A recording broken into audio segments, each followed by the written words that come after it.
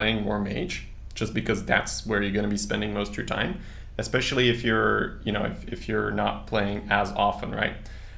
If you say like, no, I mean, I just want to learn the other classes, I want to start to branch out, I'm very happy to do a warlock. A hunter would also be fine. It's slightly more hit and miss. So, but I mean, it's a very specific playstyle as well. But I mean, you never have to convince me to play a hunter. I mean, I love hunters, so it's really up to you. Like if you feel like you're just gonna go back to playing mage mainly after this, I feel it's best to coach your mage. If you're saying no, I'm gonna branch out with one of these two, then feel free to pick them. Yeah. I think I'd like to try a warlock of the three, if I'm being All right, honest. sounds great, man. Let's pick a warlock. Warlock is great to teach tempo. Warlock's pretty much the tempo class because the hero power is pure value. It allows you to go really aggressive for the tempo. All right, so why don't I give you a very quick outline of what I want my Warlock decks to look like.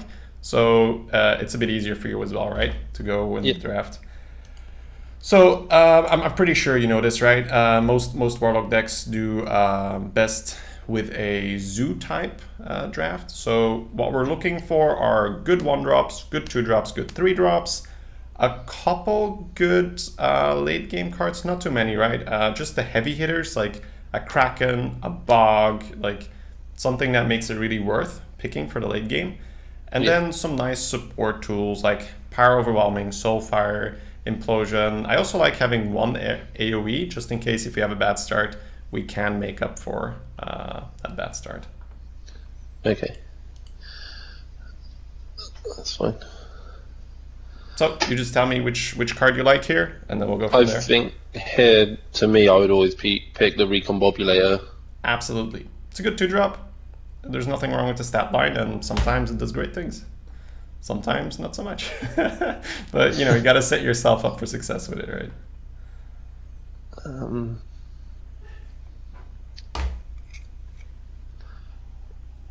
Here I'd probably pick the Force Tank. I know it's early in my... So I'll tell you, it's definitely not the Force Tank right now. Okay. It's between the other two. Of the other two, I would have picked the Blood Imp.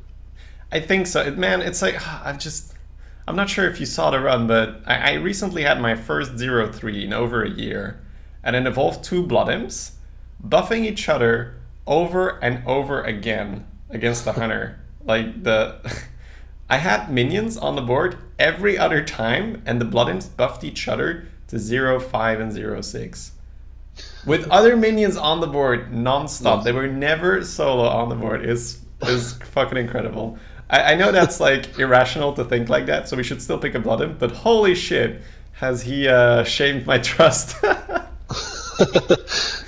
Oh man. It's more Blood Imp, yeah, it's more of a meme on the stream now. I guess we only pick one and then it can't happen. Too good.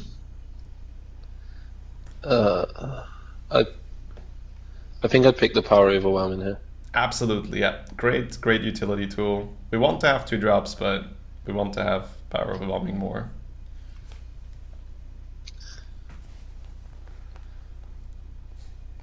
I'd pick the Doom Guard here. Oh yeah, Doomguard baby, really good. If we can get a Void Collar, this thing is like even crazier, but it's already really good right now.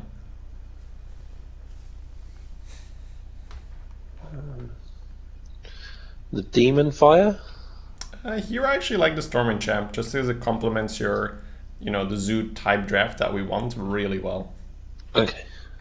But yeah, Demon Fire would be the second pick. It's flexible removal. You can buff up your Blood Imp or your Doomguard. Okay.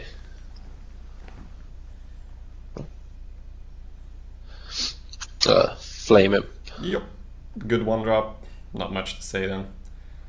You're very rarely gonna skip good 1-drops in Warlock. The Peddler. Yep. Good 2-drop. Pretty straightforward here. Yeah. The Councilman. Yeah, because it's like good 1-drop, good 2-drop, good 3-drop. I guess we're getting a Yeti now. Let's go. No, okay. I would pick the Psychotron here. Yep, the best tempo card indeed. I like the Psychotron. Taunt as well, not irrelevant for Warlock especially.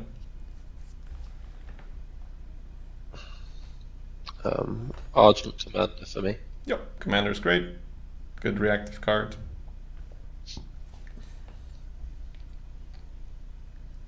The Arcane Anomaly. I agree. Yeah, it's a decentish 1-drop. Tinkertown Technician isn't unpickable because we already have a Psychotron, but I'd preferably just pick up the 1-drop if it's close. Oh wow. Here.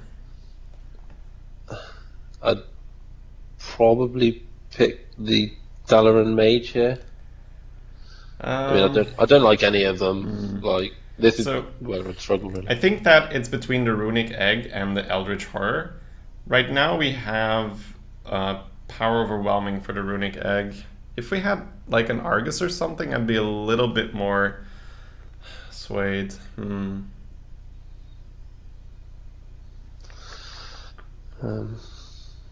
It's a difficult pick here. I'm gonna take a second. Okay. I think you just believe, right? I think you just pick the egg and hope you pick up. I mean, we're gonna pick up pretty much every buff effect we see anyway, so I'd go with the Runic Egg and then go for it. Even if we had like a Hellfire, it procs it. I guess I'm picking the Hellfire. Alright, let me see if this works more. I mean, Imgang boss be pretty good. Alright, click the Hellfire. Let's go. Let's see if I have the power. I do not have the power. To take another Hellfire here? Let's have a look at our battle cries. Flame Imp, Peddler, Recombob, Doomguard. It's not too many. I'm not a huge fan of 2 Hellfires, but I think we still pick it. Yeah.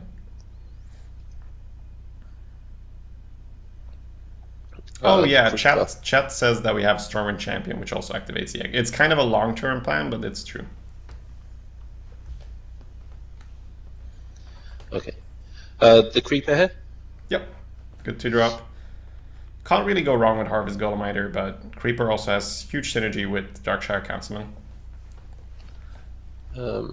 I'd take another Flame Imp here. Yeah, another Flame Imp. It's Suicide Warlock right now. 2 Hellfires, 2 Flame Imps. Councilman. Councilman, yeah. Looking good.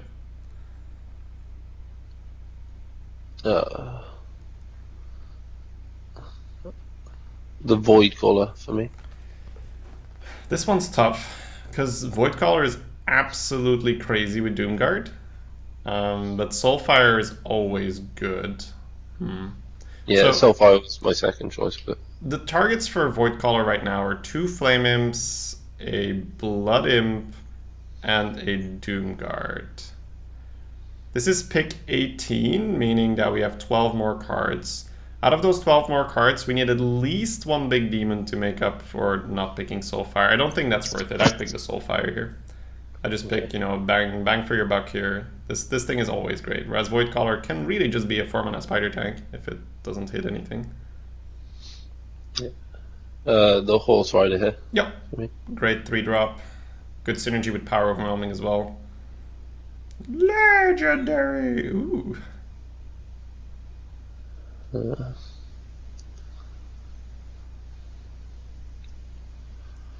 Oh god, I'm not really sure. I think I'd probably pick the Blood Mage. Interesting. Why are you leaning Blood Mage? I don't. It's quicker. You got the draw a card effect. The spell damage doesn't really come into it too much. We haven't got anything that works with Hellfire, but I don't feel like that's important. I don't feel like Barnes is ever a pick here. So I feel it's between the Barnes and the Toshley. I don't think Tolnos is good enough because Warlock is all about getting board control. If you get board control, you have unlimited cards anyway, right? Because they're not touching your health, and you can hero power. What Blood Mage Talnos does is like it's 2 mana to put a 1/1 on the board. That's not enough tempo. It does give you spell power, but I don't know, for Hellfire and Soulfire, I don't know if it's enough. So what Barnes does for you is it does summon 2 things, which synergizes with Councilman. It could hit a Stormwind Champion. It could hit a Horse Rider. It could hit Haunted Creeper. It could hit Ruinic Egg. So we have 4 good targets. I'm not sure if that's enough to put it past the Toshli, because Toshli is just good, right? It's a 6 mana, 7 health guy. It's gonna get two spare parts. I'm actually gonna see what chat thinks here. What do you think, chat? What would you like to see?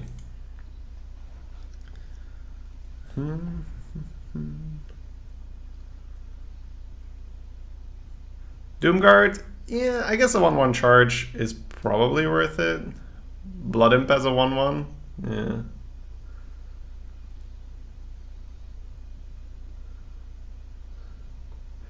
I think the only reason it's close is that there's 2 count summon in the deck, and then summoning 2 things is kind of funny. Okay. Let's see.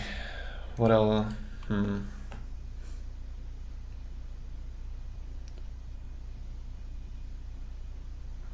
Could summon a 1/1 count summon and make it grow.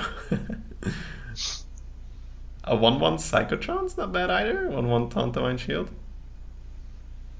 Honestly, I think it's so close I'd go with the Barnes. I think it's more of an experimental pick here, but I don't think it can ever be really bad in our deck. Okay. Yeah. I think Toshli overall is the safer pick, absolutely.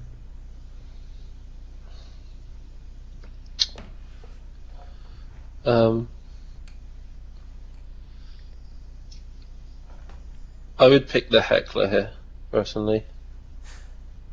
Like the Archer's the other choice, but yeah, it's for me it's close because Archer is so good in this type of deck, but we do not really have 4. So yeah, I think Heckler's fine. It's a close call.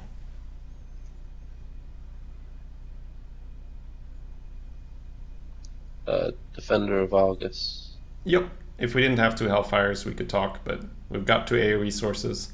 Defender's great in this type of deck, so.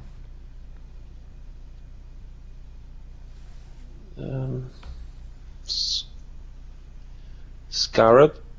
I like the Farseer to counteract all the damage we're going to be doing to ourselves. Okay. Like Scarab, there's not that many great 3s in Warlock. It's okay. Like you have Shadowbolt, Yeti. Huh. Let's have a look. So we have Barnes, Defender, Heckler. For turn 1, we have 2 Flame Imps, Blood Imp, Arcane Anomaly. I actually like the Villager in this deck. We have 2 Count Summon. Villager has great synergy with that. We have Power Overwhelming. We have Defender of Argus. We have Storm and Champion. And this is kind of like the only class where you'll even consider this, right? Picking a 1/1 over Yeti. But Warlock's really all about just, just vomiting early game on the board. Okay.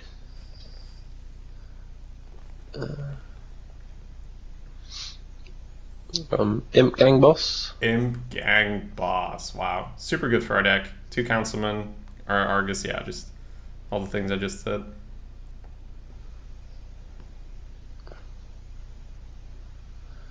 Ooh. The Dark Bomb. Yep. Dark Bomb's nice and flexible. Pick it up here.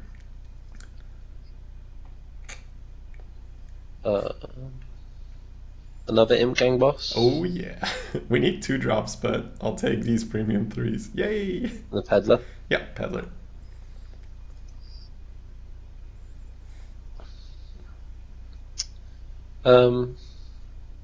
Dread Infernal. I think so. I'm quickly gonna go over our ones. So we have 1, 2, 3, 4, 5 things we want to play on turn 1, and then Ruinic Egg. Yeah, we can pick Dread Infernal here. It's a very nice additional effect, being able to ping. Or a second Doomguard. Oh yeah, this is just Zoo. I mean, we're lacking some 2 drops for it to truly be Zoo, but to a very large degree, this is Zoo. Do you have a deck tracker by any chance, Lee? I don't know. All right, no worries. Can you scroll up for me then? I'll quickly screenshot the start. Oh baby. This went very constructed in like the last half of the draft. Now that doesn't guarantee success. Of course, we can always get some bad beats, but it's looking rather tasty right now. It's looking rather tasty. All right, you can stop sharing the screen. I'm good here. Okay. Imagine if you picked Void Caller in this deck. Yeah, but I mean, is Soulfire bad? No. And if your deck is looking good, why take risks, right? Do I have you added already or not yet? Not yet. Alright, you can add me. That's ShadyBunny2343.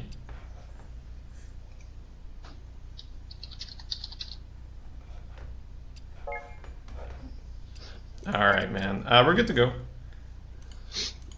Okay. Would you like to share your webcam on stream or rather not? I don't have a webcam. Alright, no worries, man. Got a great picture here. I'll fill in. We'll leave it to the viewer's imagination. Alright, I'm pretty happy with this deck. I think it's going to be very good for coaching because this is great for your fundamentals. Tempo fundamentals. This is why Warlock is also on my list of classes that are good to coach. It's so good for your fundamentals in terms of tempo. I'd throw it all. 1 second. The spectate always lags a little bit on the first game. Oh, okay. Just loading in. Alright, I'm in. You say throw all. I agree. We don't have a coin. We don't have that many 2-drops. And we've got a lot of 1s. So let's go get those.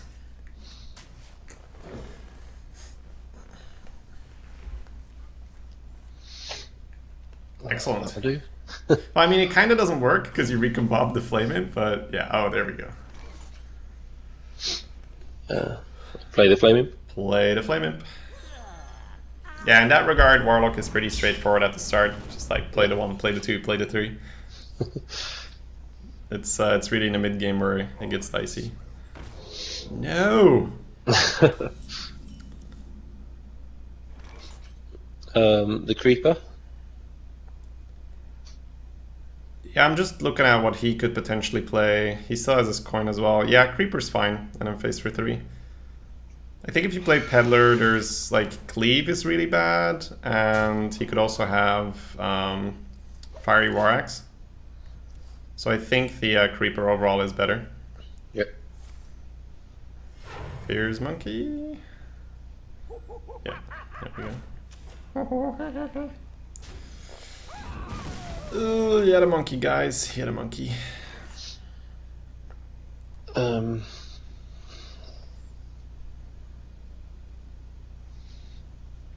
I think I'd play the Farseer, he'll face, and then just pass. Yeah, it's a tough call. You could also Peddler and hope to find a good one. It'd have to be PO, Soulfire, or I guess Abusive up to an extent is also fine. If I go for the Farseer, a real bad beat could be a like King's Defender, just kills the Farseer. Next turn we're gonna have 4 mana. What do we do on 4 mana? I could recombob the Peddler. Yeah, healing your face with the Farseer is fine, and then passing. It's already a tough situation because he opened up with a premium 1 and then coined a premium 3. Because Warlock's all about that early board control. So if someone else has a great start, those games are a little bit trickier. Corruption would be okay, but it would mean that he still kills us with the, like he still kills the Peddler, so I don't think Corruption was good enough there.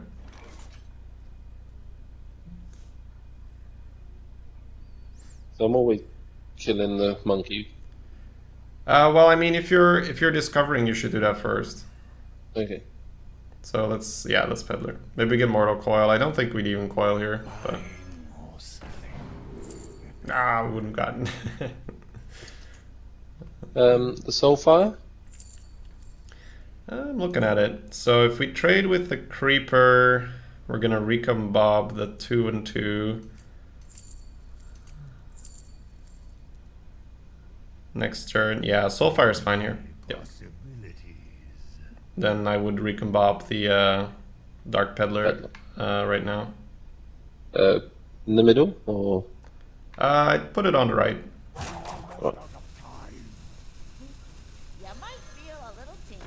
And then we go into the 3. Okay.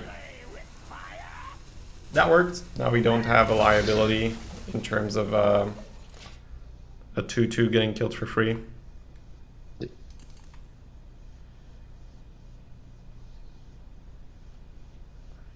Let's bite.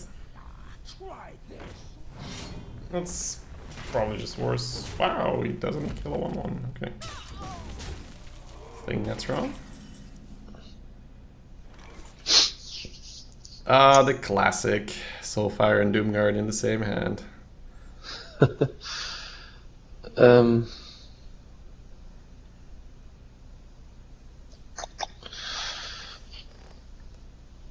Oh.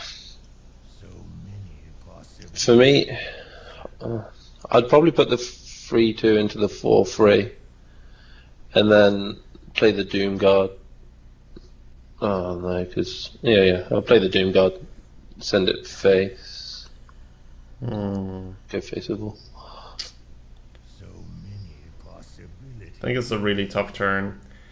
I agree with the Pyro into the 4-3, and then I also agree with Doomguard, but I think you have to trade into the 3-3, and then go face with your spiders. Yeah. Alright, don't leave me with the egg! Don't leave me with the egg! Just put it down. Positioning's not too... Okay. That's how it's gonna be, Hearthstone. I got it.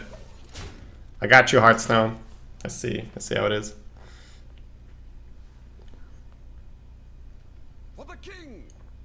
Alright, that's still a very, very pricey kill. That thing killed a 4-drop, another 4-drop, and a second charge of the weapon, so...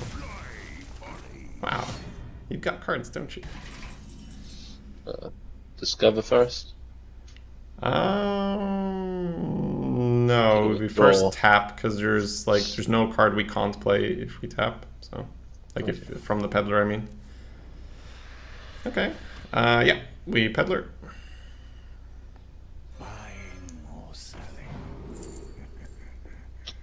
The Blood Imp? Oh, sorry. That's interesting. Finley. No, not Finley. Our hero power is very good. I'd pick Voodoo Doctor here, actually. And then I trade a 1-1 into his dude, heal our face with the Voodoo, play the egg, go on face. The Voodoo Doctor here is practically just, heal your face for 2, so we get to tap another time, pretty much. Okay. Play the egg, yeah? Yeah, somewhere in the middle, please, so we can have a better Argus. Yeah. I guess technically it should have gone between the 2-2 and the 1-1, because he's kind of killed a 2-1 with his face, but I should have been more specific. We still have Soulfire for tempo here. Oh, this could be great. This could be really great.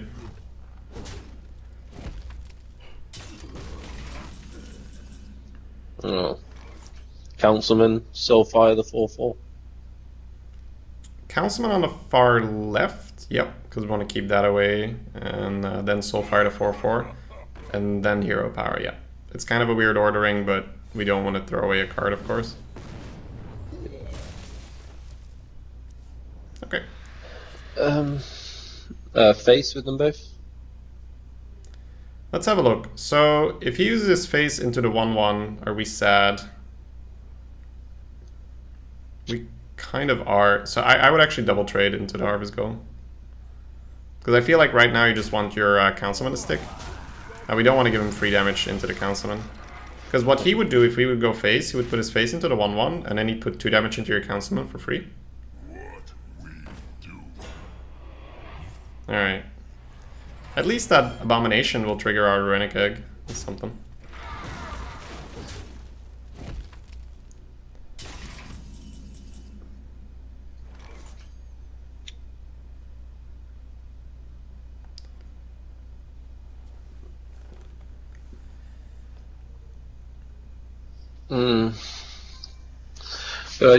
Tap first?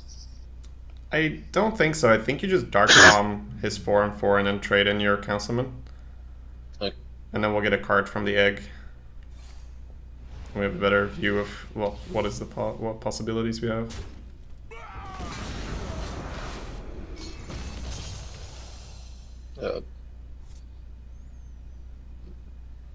Play them both? Yeah, play them both. If we had tapped first, we wouldn't have enough mana to Dark Bomb and Psychotron, so this should be fine. But you can really feel how the strategy goes now with this sort of deck. It's first, you go really heavy on the board control side. They have to answer by playing fast. And then when the game slows down, you can start hero powering and gain cards on them. Ugh.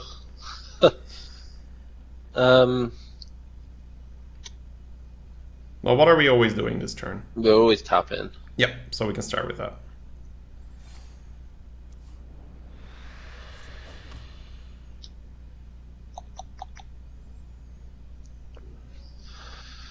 Ooh.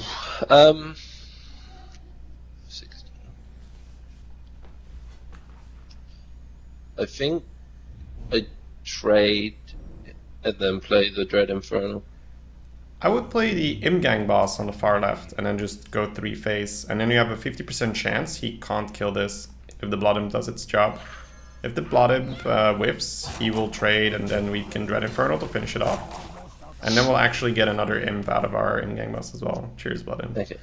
Alright. It also gives us some extra chip damage on whatever he's playing here. Like you'll get the one from the Infernal. The light does not discriminate.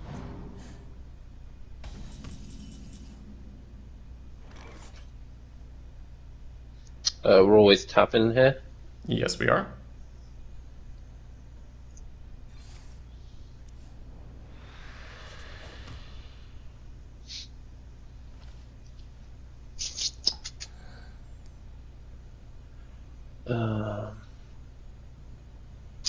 I feel like we're always Hellfire in here too, and then putting the Imp Gang boss into the Yep. engine. Playing the Hellfire and then trade a gang boss in. Just want to slow it down so he doesn't get to hit us in the face with anything, so we can tap more. Yep. Warlock in the late game usually benefits from slowing a game down, unless it's mage. Mages are even better. Because apparently drawing 2 cards a turn isn't enough to beat regular mage cards. Alright, well he's going in. Which means we're going to have to limit our taps a little bit.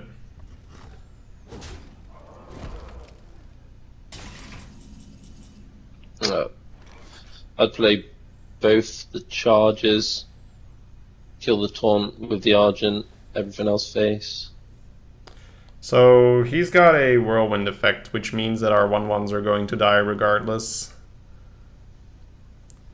So I think you use the Argent Horse Rider. Let's see, is there another way? It's always 4 damage face in the end, and then... Not really, because you could trade in your 1/1s and then Dread Infernal and then Argent Horse Rider to kill it. Oh, okay. And then it's kind of awkward for him. I actually like that more, trading in the 1/1s and then Dread Infernal and then Horse Rider to kill off the monkey.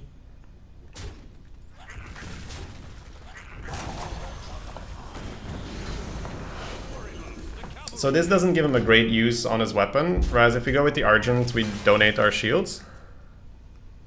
Okay. And now it's like, do you want to go 4 phase? He probably wants to go 4 phase. Okay. Don't kill me! Okay. Execute off the top? Are you kidding me? Oh, Yep. sick. So much skill! Ah, can't contain it.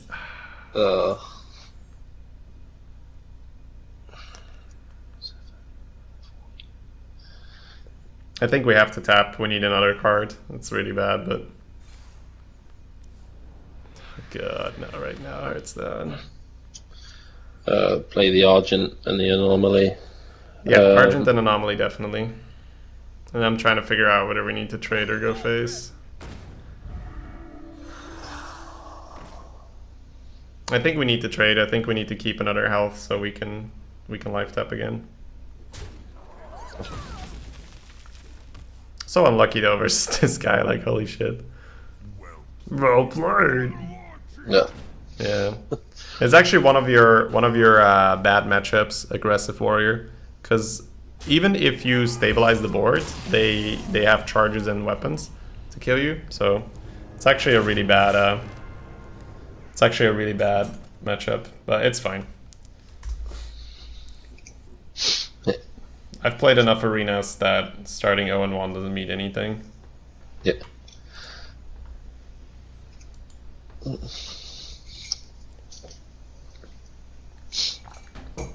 I don't think the game goes much different if we Argent there. I mean, we can't play around him top decking execute, right? So it's just a really unlucky point for us.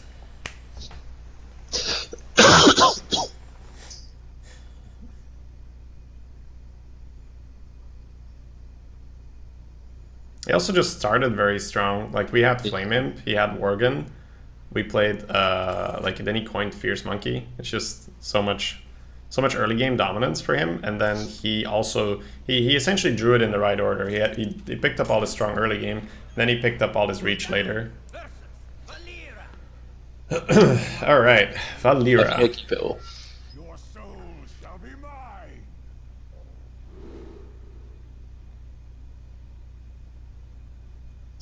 Hello. Hello. I think I keep it all here. I think so too. I think it's flexible enough. Yeah. Like the Argent, like the Argus probably doesn't go down on curve, but it's good to have it.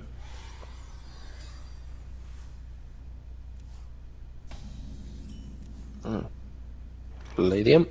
Yep, play the Flame Imp.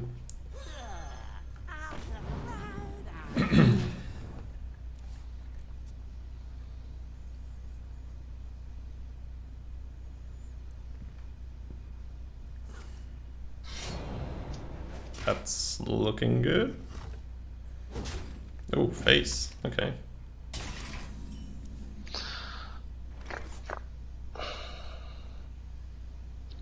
I'm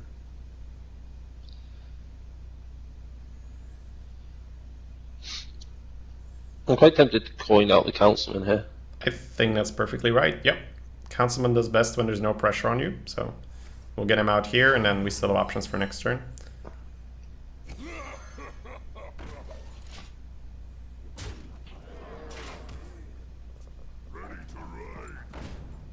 Sure. Deal. We don't mind that at all. Imp Gang Boss. So I was going to Peddler to play two things to grow it, but yeah, Imp Gang Boss. We'll put it on the left, so the imps spawn towards the middle. It's quite important for Betrayal. Good. Yeah, so we have a massive lead already. This is great. And you know, Darkshire Councilman is so punishing if your opponent plays slow, because this thing is a super snowball card. Yeah.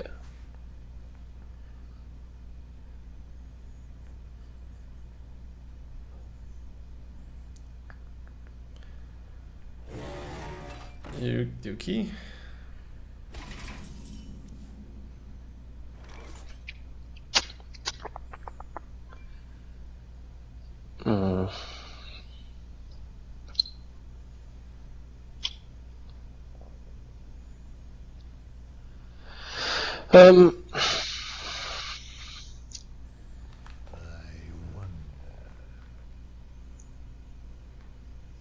I think I would Argent here. And then Okay, and what would you do with your Argent? I'd trade it into the Yeti. Here with the Councilman too. What if we just Argus in the middle and jam in his face? Like Defender of Argus. Okay. Makes things awkward for him, right? Yeah, yeah. Alright, that's good. Yeah, I was looking at some cute plays, but if this was a 3-5 rather than a 4-5, I could have settled for like a cute play with Imp Gang Boss into the 3-5. Then your Councilman will go to 3, because the Imp gets spawned. And then Councilman finishes it off, and then you heal up the Councilman with the Earthen Ring. But because it's a Yeti, it will one-shot your Gang Boss. I'm not a huge fan of that. I don't think that's good. So this is kind of the thing, like, if the trait doesn't look good enough, just go face. Oh, he tried to copy our Councilman. That's cute. Okay.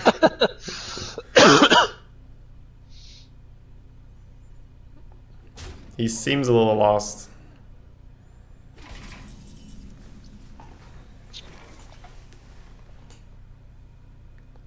I think we peddler first. Yeah, Peddler's somewhere in the middle. We'll start with that. Buying or selling?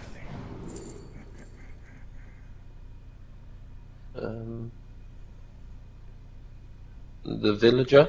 Yeah, Villager is more flexible.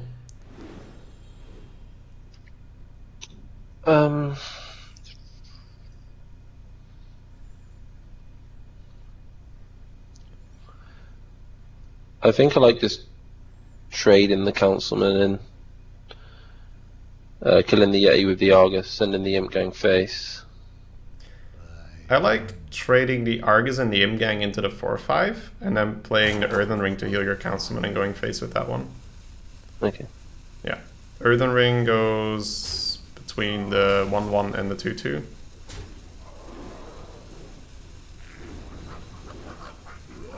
Then face. And this makes a pretty annoying board for him, because if he wants to kill a 7-5 with the Yeti, he still takes a face damage.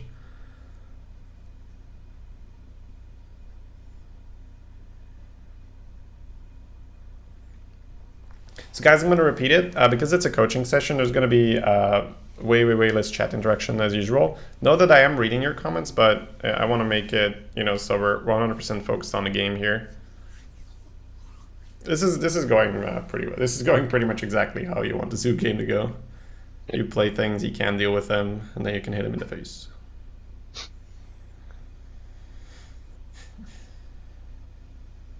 So many options.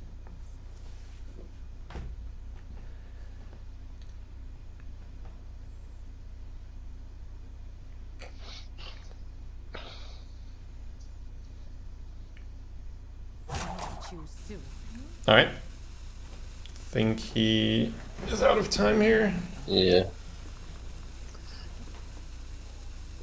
Yeah, I feel like this is just a very new player. Like, he's pretty confused, didn't know what the Shambler did and stuff, so...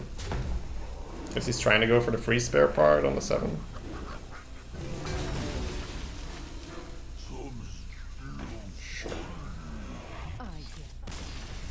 Okay. Good game.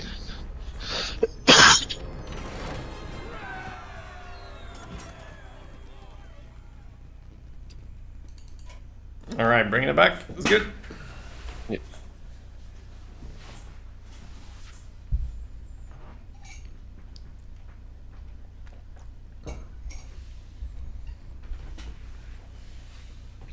So I think the main thing here is just matchups. If we can dodge the really aggressive decks, we should be fine. Yeah. Like the decks that go aggressive on the board are fine, but the decks that have tons of reach with charge minions and weapons aren't that fine.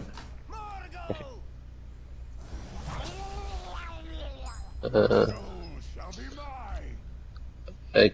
Again, I think I keep it all. So I'm quickly just going over it, how this works. So there's one play where it's anomaly on 1, coin councilman, so the anomaly grows, turn 3, peddler, 1 drop.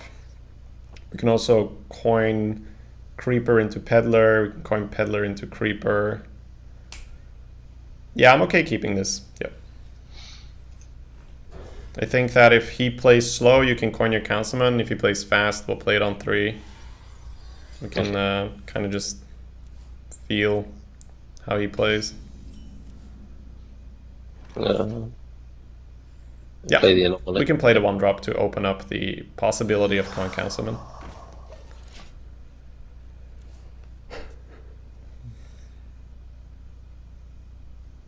What you want? Trade from the councilman.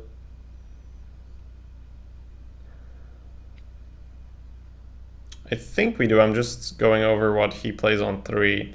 So if we coin a councilman, we have a 1-5. If we have peddler +1, we have a 3-5. That trade's beneficial with most 3 mana cards. So yeah, trade and coin a councilman will do.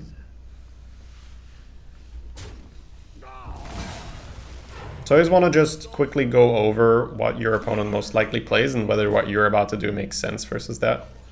Yeah. Most 3 drops are 3/4s, 4 3s, so if you can get 3 Yeah. power, 5 health, this should be fine. Alright.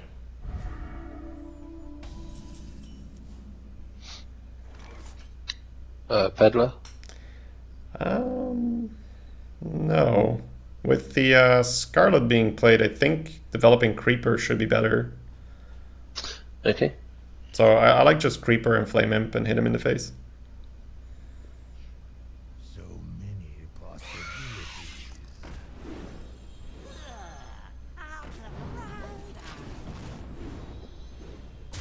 So we could have hit a coil from the Peddler. Was that where you were after, or why did you want to Peddler? I'm not really sure, to be honest. No.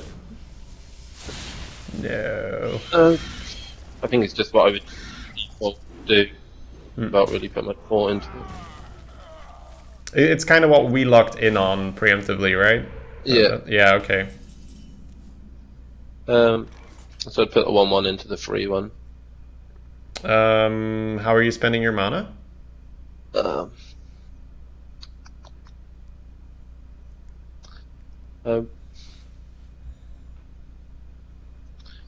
I think I'm going to Peddler. We can start by doing Peddler then. It's just the habit, getting the discovers out of the way first. Yep. Buying or selling. The coil. Coil is fine, but I don't think we use it. Malchazar's Imp also wouldn't be terrible with two Doom Guards in the deck. Is that crazy? Oh, second, guys. Put my phone over here. Almost out of time. Let's go with the coil. Sorry. Yeah. Then trade the 1/1 into the 3/1, 3/2 into the 0/2. Recombobulator on the Peddler. Face for 1. I think that the Malchazar's Imp probably was fine. I think it's a close one. Good job. Hey, that works. It actually doesn't work. That gives us 1 more damage on our hero power. That's horrible. Yeah, that means we're taking 3. You can see the hero power being amplified.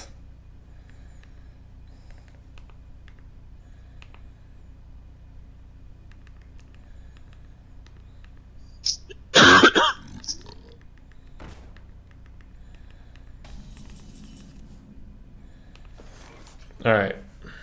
Shady's flip phone. Oh yeah. Super stylish.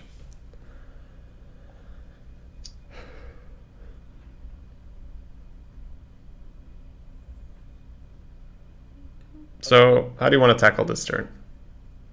I think So many possibilities. Sorry, you went a little quiet for me all of a sudden. I think what I would do is tap, see what I get, play the Argent Horse Rider to kill the 3/2, send everything face. I don't agree. I don't think that's necessary. I think we just throw everything but the Fallen Hero face, and then we trade off the Fallen Hero into his Frog, and then we just play Psychotron. I don't think there's a reason to slow play this. And this is a good lesson in terms of tempo, right? Because like I don't think you're alone in this play. I think a lot of people would try to kill with the Horse Rider, but I think that there's no reason to slow down. We have a 5-drop, we have a 6-drop. We can keep going. Damn it, Shady, I thought it was my fault. Sorry, guys. Order, it could be Direwolf Alpha. Yeah, but we still weren't sure, Zemino. So you want to, especially during coaching, you want to just make sure the play gets out of the hand, like instead of playing for the very occasional extra benefit. I think I Soulfire the 4/3 and see what comes out.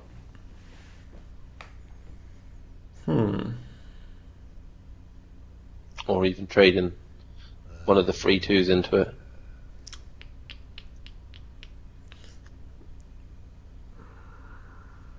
So Dread Infernal isn't good for us right now.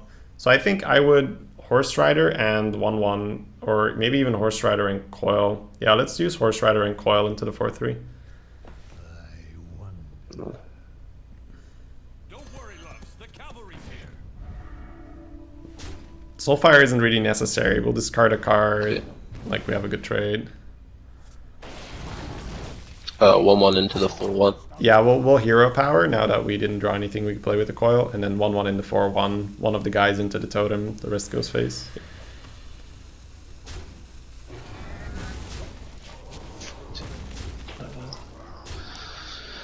That's lethal.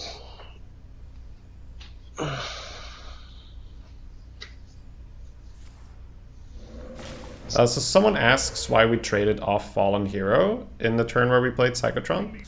I think it's a decent question to answer as well here. The main thing is that the only way you lose from that position is AoE, so there's no reason to put yourself in that position. Also, just Fallen Hero sucks for Warlock. We take 3 damage per tap. Play the Doom Guard and win. Yeah, he's very dead. There's a lot of different ways to do this.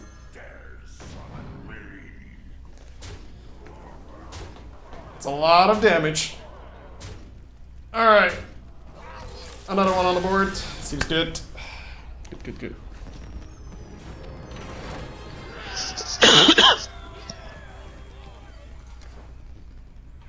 I'm just gonna grab a drink. Yeah, go for it, man. No worries. Alright, let me look over chat, guys.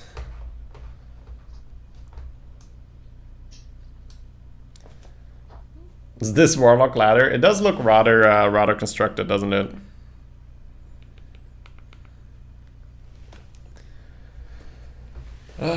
Katya said earlier, I really like the insight of all the ways you could trade into the Fierce Monkey at the end there. Yeah, it was a rough game. But I think that realizing that we could use the Dread Infernal was better. Like we just got unlucky with the execute.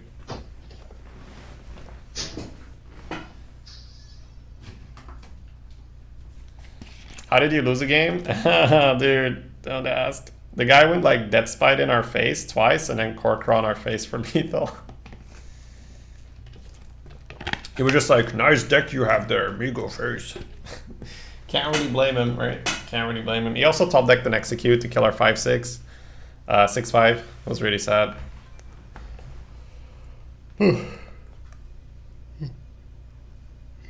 Sorry for that, guys. Whew. A little bit of an early stream.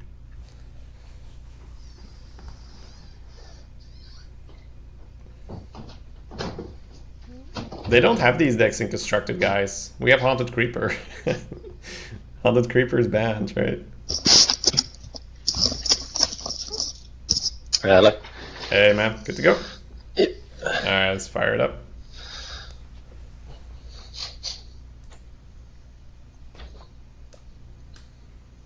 Alright, it'd be good if we could face Mage as well, because it's a pretty common class in Arena, so it's good that we can explain that matchup as well. Yeah. Because, like I said, it's like the only deck where you don't win the long game by default. So, Wild Constructed Lock. Is that even a thing? I don't know. I guess it is. I think I'd throw it all. I'd keep Gang Boss. It does particularly well against Rogue. Rogue generally doesn't deal 4 unless it's Coin Eviscerate or something, and we're gonna have Coin, so Okay. looks good.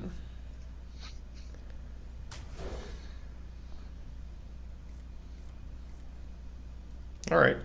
If we could land a 1, this would be great. If we don't, it's not the end of the world. Hey, there we go. Oh, my apologies, guys. I know. I don't think I've slept that well. It's like you have those nights where you sleep enough, but still tired. Yeah, and top decking the Flame Imp is part of being good at the game. Yeah. Is it gonna take the 9? Oh, it's gonna take the 9. Feels good, man.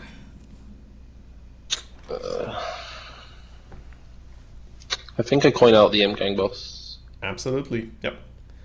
And then throw another 3 face. So this is gonna be 1 mana that trades with 2 mana, and we're gonna deal 9 face in the process. That's great.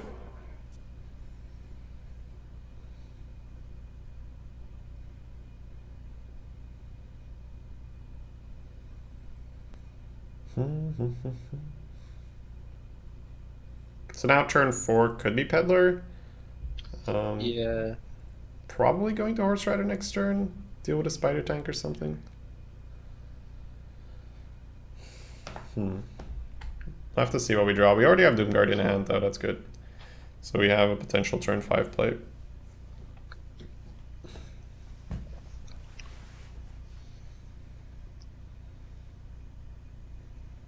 Yeah, it's a pretty dire situation for him already. Yeah. It's just so much phase damage coming through.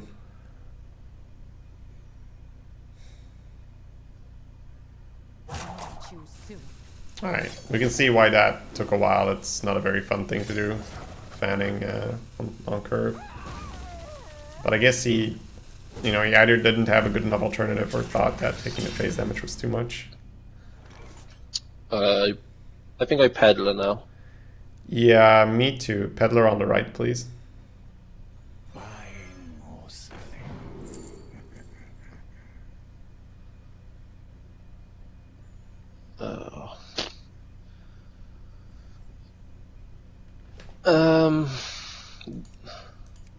The Murloc. Yep, the Murloc, and put it in the middle, and then phase for 2. It got nerfed, so it now no longer gets buffed if he plays Murlocs. That'd be funny. I used to be a Clown Fiesta, Murloc type color, and just like Murloc War Leader, all these cards buffing your opponent's Murlocs as well. Especially in the Brawl, I'm not sure if you played that, where you could only have one card, and then people would just stack these Murloc type colors.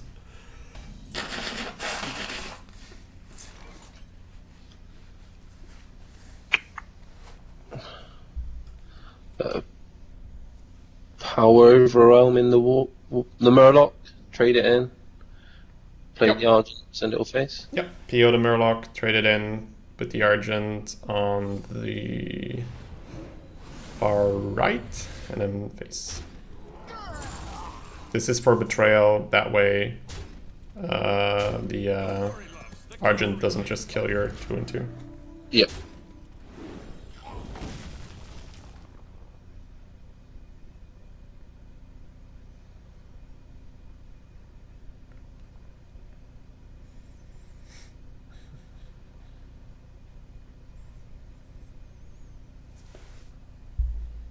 So we're pressuring a lot of damage with Doomguard in hand. Like, it's kind of weird because we have a lot of reach, but it doesn't really work. Dagger, stab the shield? No, okay.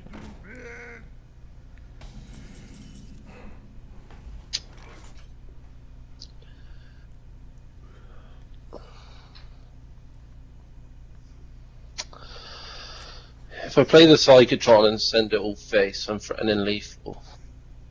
Next turn with the Doom Guard. The only real concern is a mind control tech, but I don't have a great way to play around it anyway, so I agree. Psychotron on the left and send it all face.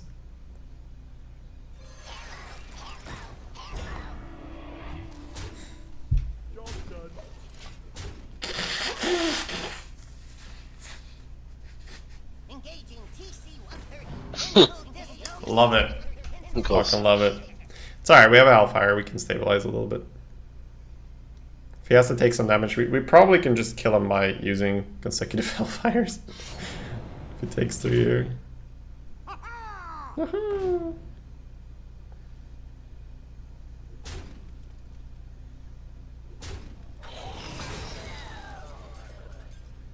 Yeah, Hellfire will clean up a bunch. That's great. Yeah. I don't like getting MCT'd, but I do like seeing the MCT animation. You guys. Good old Hellfire, ready to save us.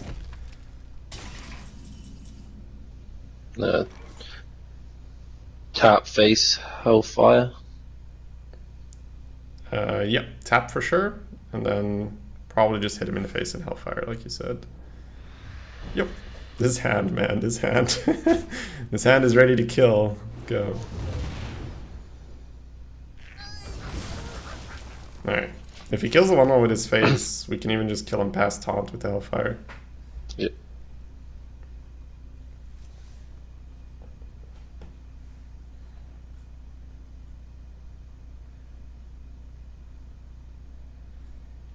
Yeah, it's like he probably thought like, ah, you know, I've got shot, MCT'd him, I'm gonna stabilize. Board God.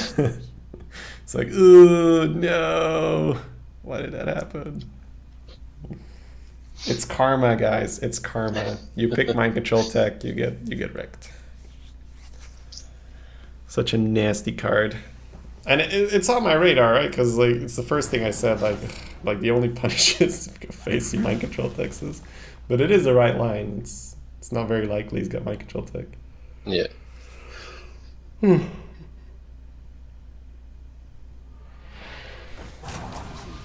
Okay. It's been a very long time since I've seen Arcane go. Yep.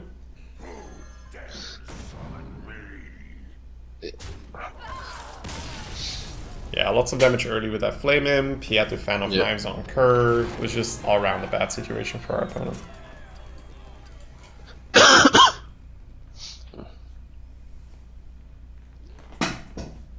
Extra mana. Yeah, didn't do much, but yeah, it was just been a while. It's been weeks, I think, since I've seen an Arcane go.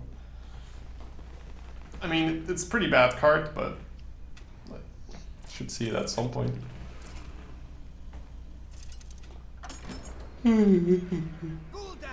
Sorry for all the yawning, guys. I'm sure it's just my body adjusting. Going like, ugh, my brain's not used to work at this hour. Keep it all. Seems like a pretty good start, and we've got the mage matchup as well. Oh, hello there. Flame. Yeah. Usually we use the one we kept to give him less of a read on what we have, because he knows which cards you keep, but I don't think it's super relevant. It's fine.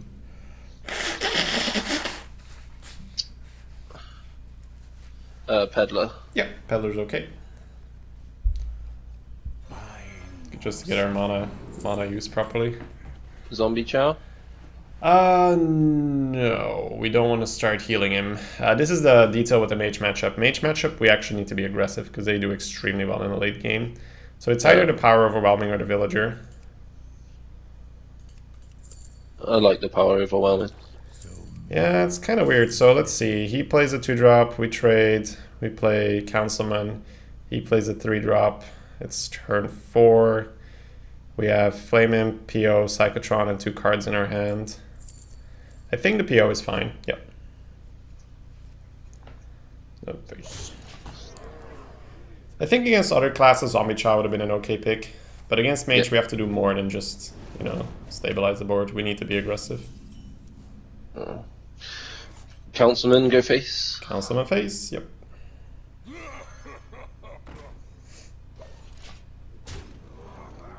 Is Shady Play constructed? It looks like it, right? Flame Imp, Peddler. Oh my god, not a flame color. Okay. We are okay with this. Tap. Yep, tap. And this is where the 1-drop would have come in handy, but it's fine. Flame Imp face. Flame Imp on the right and face, yep. We're in a pretty good position to be aggressive against this mage, so it's great. We've got Doomguard, we've got PO, we've got curve plays. Seems good enough. This coin is gone, so we don't have to worry about coin flame strike. That's good. Please don't. Your own guy. Alright, at least it's not the 3 and 2.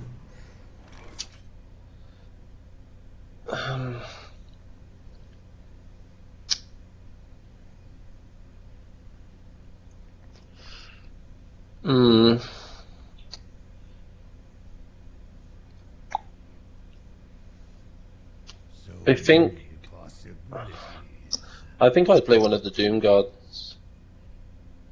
I think this is a close situation.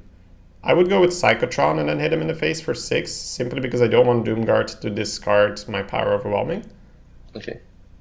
Because I think you just have 2-turn lethal next turn if you get to keep the power overwhelming. Yep. Yeah. Does the position matter, or? I'd put it on the right. I'd just like to separate my best minions, which in this case are the Psychotron and the Councilman. So the way we do it right now is we have less power this turn, but we have less chance that we discard all our other reach. Okay. And that means we win, right? 6, 11, 11. 15, yeah. Yeah. Plenty. Just make sure to power overwhelming first. Power overwhelming first. Yeah. Good game. Yeah, and I mean, obviously this game didn't really show us too much because he has an extremely bad start and we had an extremely good start. But this is the general idea playing as mage. They start slower than most classes because their late game is really strong. So you want to make sure you curve out properly and don't care too much about setting up a great late game. It's more about pushing damage, making sure you can finish off the game, prioritizing reach, like power bombing, soulfire, just cleaning the game out before they get their crazy value cards going. Okay. It also usually means that you're going to get hit by a flame strike, but like they should be low enough that it doesn't matter. You can just tap and refuel. Yeah. Yep. Warlock PogChamp. Yeah, this is a pretty. This is about as good as Warlock gets when you just draw like that and you have 2 Doom cards in your hand.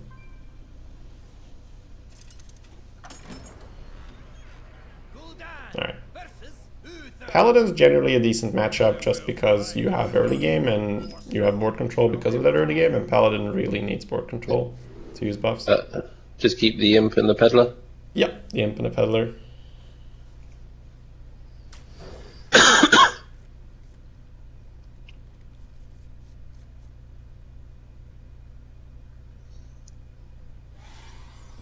Oh, the other choice for Barnes was Toshli, and it was pretty possible that Toshli was better, but our deck seems pretty good for Barnes, so I definitely wanted to try him out.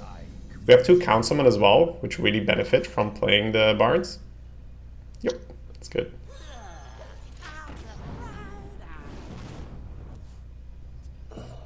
I have to win 5 games with Warlock for my daily. Mind if I use this deck? It's alright, guys. It's alright. Okay.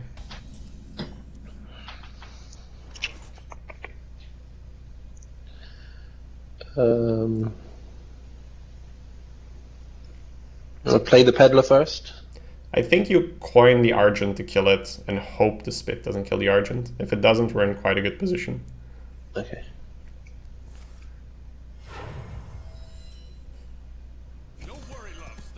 Let me just push the 3. Oh, never lucky. It's not like we're behind, right? I mean, it's turn 2 and we've got a 3 and 2 on the board. He had nothing at the end of turn 2. But we would have been even more ahead. So.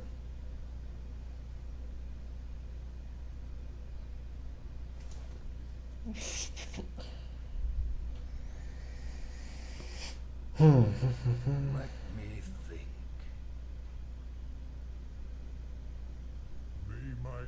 Oh wow, he can't be happy with that.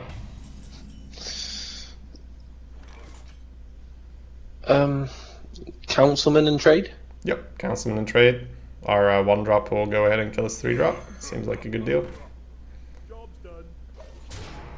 So not vulnerable to True Silver, but you know, Evil Heckler would be really good from here. Hope he doesn't have a 5/4 minion.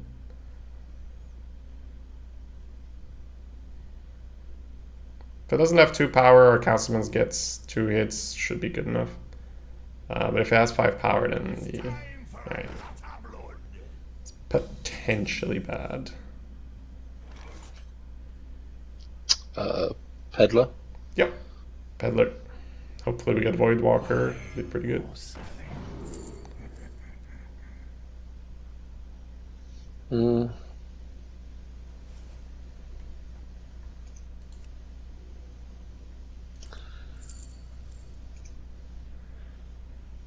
Can I take the corruption here?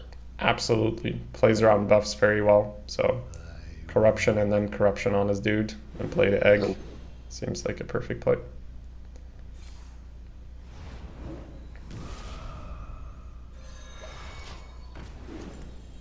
Because, I mean, even if you play a minion, yeah, you buff your councilman by 1 more.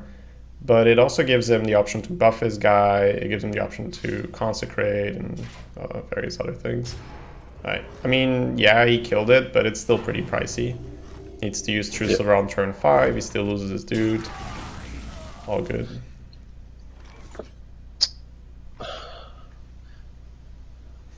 think I tap here. Nah, we Doom Guard and we just hope we don't discard both 6s again. Alright, Doom Guard, don't screw us over. Let's go. Okay, that's good. As long as it wasn't both 6s. Yeah, it's kind of tricky, but if you tap here and you whiff, you don't find anything, you actually give him control of the board. We can't allow that. Okay.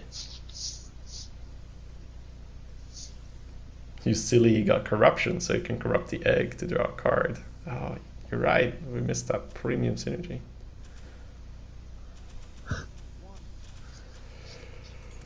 And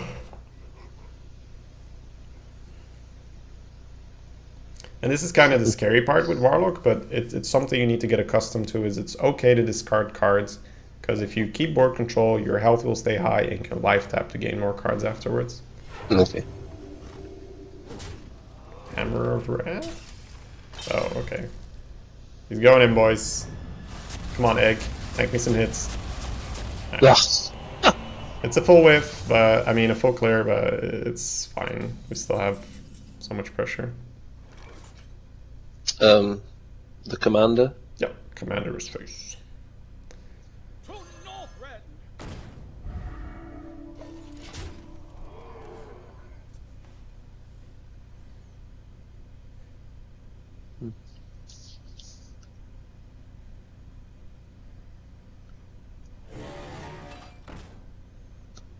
Shall we put a kink in their plans?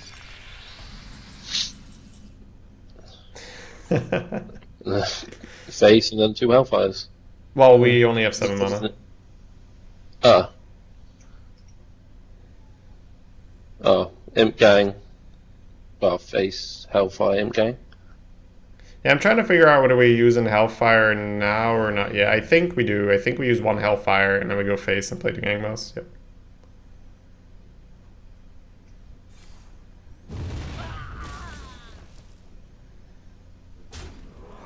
Because it's kind of an equal trade. We kill a 4/3, we lose a shield. Yeah. It's fine.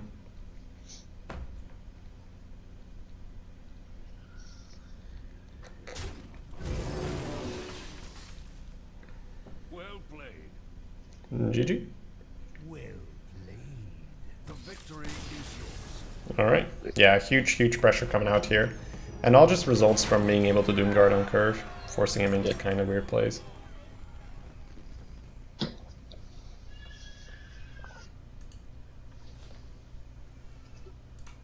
So great recovery from that nasty start, but like I said, it really was just a counter pick. Just so much reach out of his hand. Our board control didn't really matter. He could just hit us in the face with his weapons.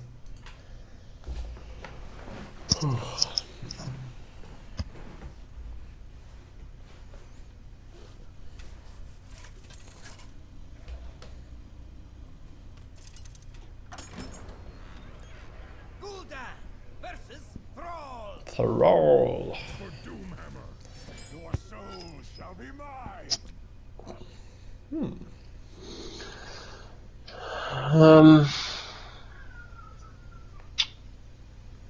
I think I keep the Peddler and the Councilman. So I agree that we're definitely ditching the Barnes and the Psychotron. We're also definitely keeping the Peddler. I'm trying to figure out a way if we should...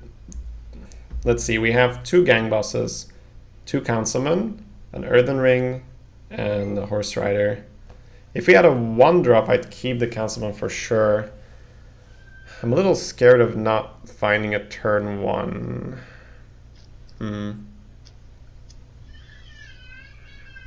Yeah, I think just the Dark Peddler is better. It just gives us that teensy bit more chance to start out really well. Okay. Also, if Shaman has the 4-mana 7/7, it's really good against the 3/5. Alright, there we go. Flame Imp is a good start. So, the lower curve your deck is, the more demanding you can be with your mulligans. Ooh. Play them both. Anomaly first. Yeah, Anomaly first. Let's go. If he has Forked Lightning, we're pretty sad, but it handicaps his next turn, so it's fine. Yeah, what I was saying is, The lower curve your deck is, the more demanding you can be in the mulligan. You can say like, all right, well, Okay. I'm gonna throw this 3-drop because I need a 1-drop. I want to start fast. Okay. That's totally something you can do. Hey, and it came back anyway. Peddler, trade 2/2, 3/2. Yeah, Face. just play the peddler, see what we get, and then yeah, make the obvious trades.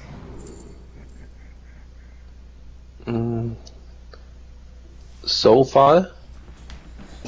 I think because we have Doomguard in hand, I'd settle for Voidwalker. Okay. Because it's always a pain. You're like, ugh, don't discard each other, please. Oh yeah. They always do.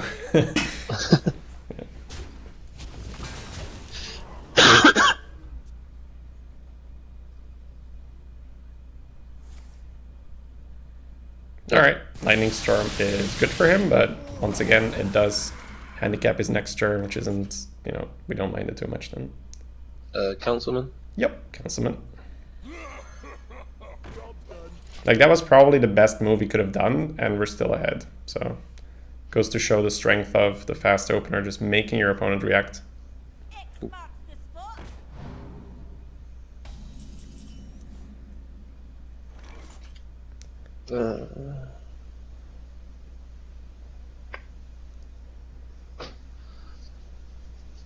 It's a very awkward turn. Yeah, I was. Before we drew the creeper, I was just going to play the Void Walker and recombobulate it, I think. Yeah, I think now we just recombobulate the creeper instead, even though it hurts. We get a 2-drop out of it rather than a 1-drop, and Voidwalker can be very useful to protect our Councilman later on. And then trade? Yeah, we trade. Play around him, buffing that up. Yeah, I mean, it's a 2/2, it's bad, but if we can get a beast from somewhere, I guess it's fine. Guess we could have a peddler into a Stone Tusk Boar, something funny.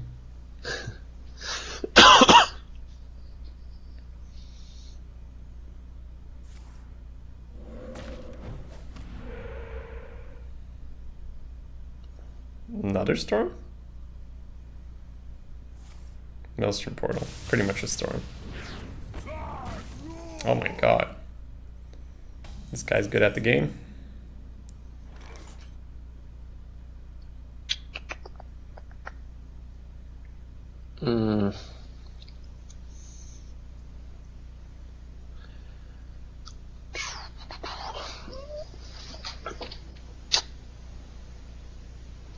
I think I played the Doomguard. Yeah, Doomguard to kill the 1/3, and then Councilman kills the totem. And then we hope he doesn't have a Fire Elemental as well. Alright, fortunately we kept the Hellfire, which is the worst card for us to keep right now, but maybe it becomes better later. Would have liked to have kept the Argent. Yeah. Voidwalker would have been kind of okay as well, protecting our 4/1 later. Yeah, this is definitely the strong reactive deck. He has multiple AoE effects to keep killing our small guys, so it's all going to depend on if we can keep up the pressure now with good taps. Like if we can find something to play, then we're still in it. Tap first. Yeah, tap first. Peddler. Yeah, peddler. Buying or selling.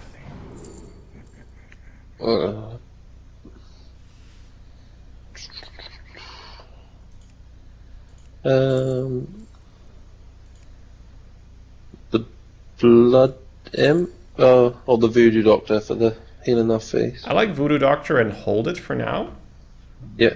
and then just push 5, and then next turn we Dread Infernal and we heal something up with the Voodoo. Like Okay. we're probably going to heal up our Doomguard after we damage it with the Dread Infernal.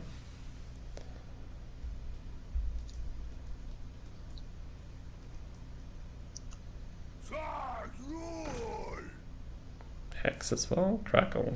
Low roll, please. Ugh. Yeah. Very good at the game, this guy. Like, extremely good.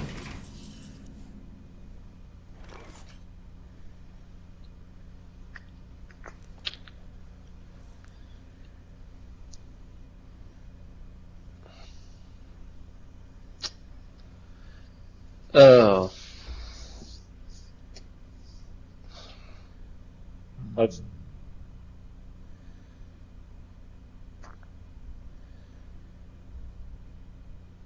I think I would dread Infernal here.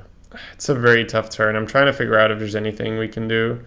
If we dread Infernal, he will probably go phase. Then again, his life total is getting a little shaky.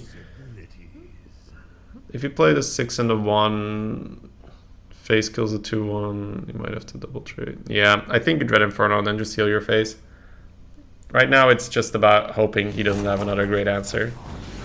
But yeah, the amount of reactive cards he's pumped out. He's had a weapon to start pinging our guys. He's had Maelstrom Portal, Lightning Storm, and Crackle. It's quite a bit. He's pretty convinced. Does that mean he's got a Hex or something? Alright, just gonna buff that up. Alright, well that's not the worst beat. It's not a Hex. And you have to overkill it by quite a bit. Oh my god, stop. What the fuck, dude?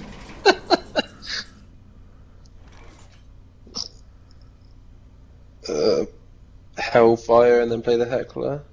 Yeah, the only problem is that he'll be able to use his face and then his Lightning Bolt hero power. Okay. So that would put him to 10, that would put him to 5. That means he dies to our top deck Doomguard. Sure. Alright, Hellfire first, then Heckler. And if he takes the 5 to protect his 7-3, we have a potential out with our second Doomguard.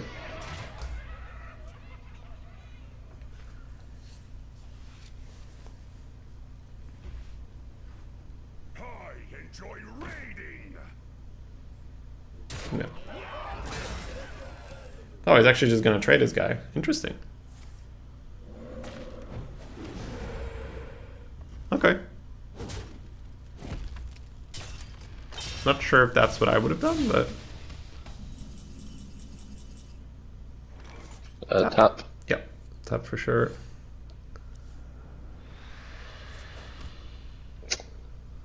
Farseer our face. Yep. Play the Farseer, imp as Flame well. Imp. +3, -3. Do I hold the bomb? Yeah, I'd hold the Dark Bomb.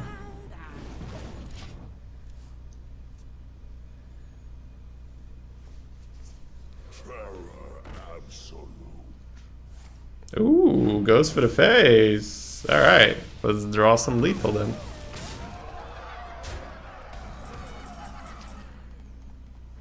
Tap. Tap, yep. That's 2 Doesn't off. do it. 3-6. Yeah. His Just memes, concede. yeah, his memes were too strong. Ugh. You win this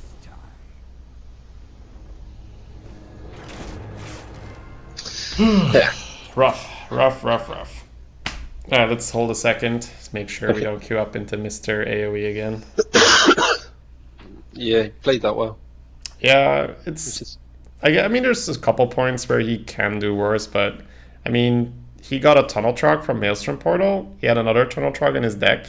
2 Fireguard Destroyers, Crackle, Maelstrom Portal, Lightning Storm. It's a fairly good runs as lineup. well. I mean, we're not, I mean, it's not like our deck is worse than his deck. It's just that his deck is tailored to beat the really, really swarmy decks like our deck. Yeah. Alright, let's go. After this game, I'm even more convinced it's constructed. Yeah, we're just fooling all of you. This is constructed ladder, and we're just putting up the arena tag. All right, let's try to stabilize from here on. I think we can get quite a bit more out of the deck, but it's all matchup dependent, of course. Yeah. Gul'dan Right. versus Drew, it's okay. I must protect the one. Keepo. Your souls Well, I'll come in. I think I'll get rid of the Farseer. I think I'd keep it. I think it synergizes with healing up Councilman. Okay. Yep. Decent keep.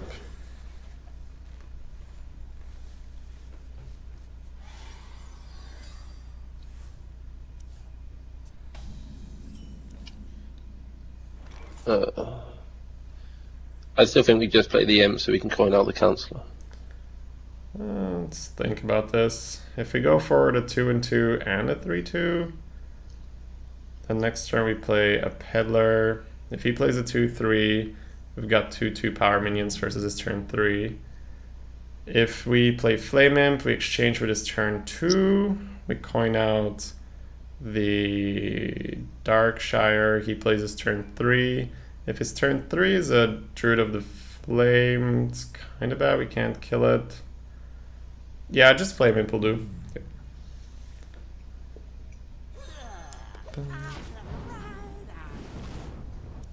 It's kind of a weird scenario. You kind of hope that his turn 3 is just a 3/3, but that's usually wishful thinking.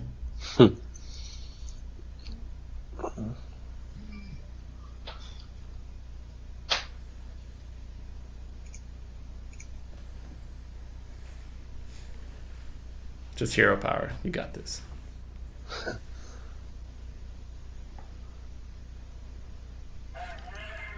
Alright, yeah, he would have played a 2/3 against star 2 and 2 and a 3/2, so wouldn't have been that great.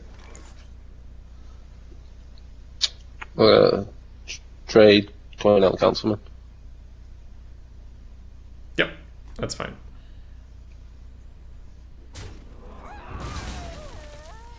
And then hope he doesn't have a great reply.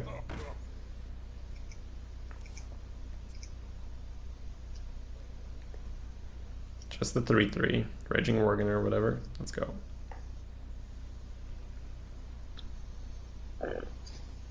This only works on the simple-minded.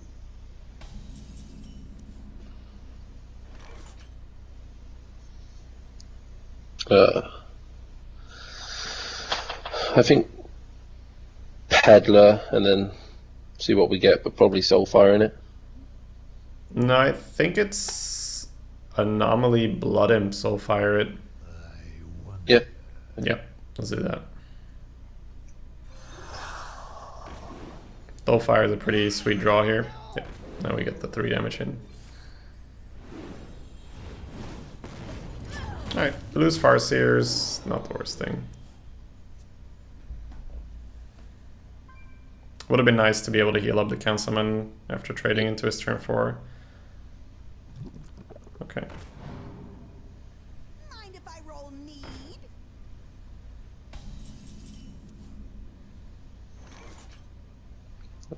Peddler first. Peddler first? Yep. Buying or selling. Take the second Blood Imp. Against Druids, we're fine picking the Zombie Chow. Blood Imps are kind of bad against Swipe anyway. Okay. Yep. And then we can just play the Zombie Chow. Does it matter where? No. Yeah, let's put it between the Anomaly and the Blood Imp and try to keep the Blood Imp towards an edge, because Argus.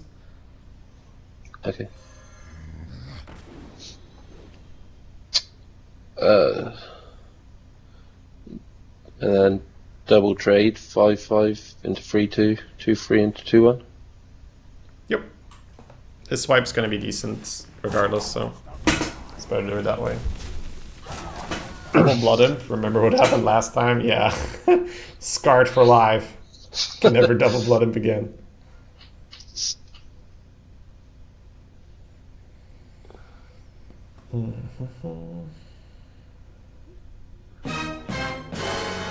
Jedit, thanks so much for the 14 months in a row, man. That's a very long time. Appreciate it.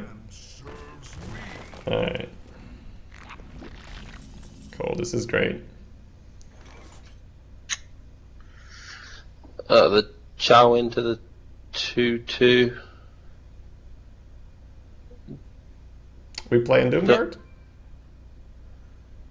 Oh, I think so. Yeah, alright. Yes. Let's put in between the Chow and the Blood Imp. And let's look at what happens then. I think what I would do is Chow into the 2/2, trade with the Doom Guard and send everything else face. Yeah, I think that's fair. I think if he had a swipe, he would have used it, so.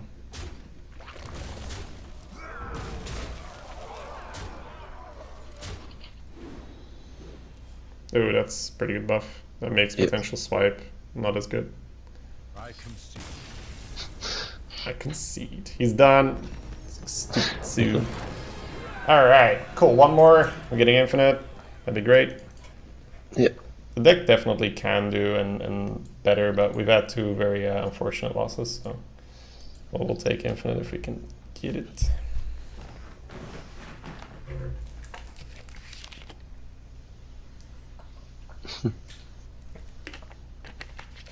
And so far you feel like playing the deck, like it's kind of natural. It's just the as long as you know the game plan, as long as you know that you have to prioritize tempo over anything, it almost goes on its own, like this kind of deck.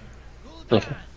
Obviously, you know it's very strong, but the logic and the mechanics are the same in a lesser variant as well. I think you just keep the peddler. Yep, I think this is a good adaptation. I think before you would have kept Councilman as well, right? Yeah. Yeah, but now we know we need that early game, so yeah, just a peddler.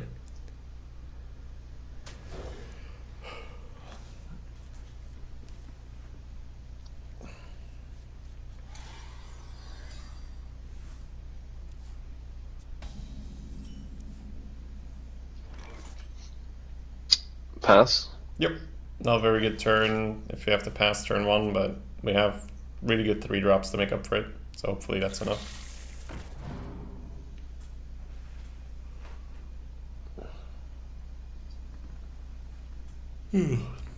So it's taking a while. This either means it's Muster and a Coghammer, or neither. Coin the councilman. I would coin the Imgang boss. Okay. Imgang boss will trade very favorably with the 1/1, and then the spawn of the Imgang boss will also buff the Councilman next turn. Okay. Let the dark consume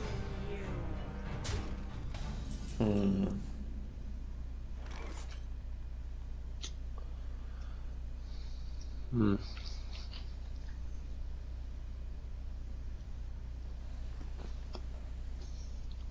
I feel like we should kill it. Play the horse rider. Yeah, it's very fishy, that minion, because kings have like any type of buff does hurt very hard. If we go for Darkshire, kill the 1/1, we get a 2/5. He buffs his guy, one-shots our guy. And if the horse rider, yeah, I would just horse rider and kill the Aegis here. I think it sucks, but I think it needs to be done. Don't think we can let him execute whatever he's planning.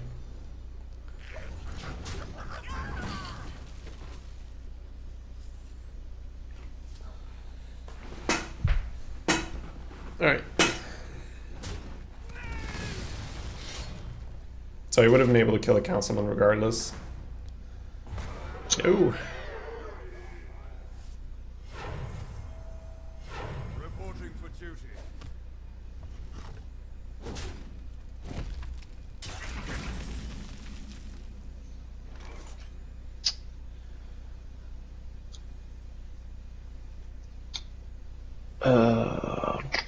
Councilman and then trade.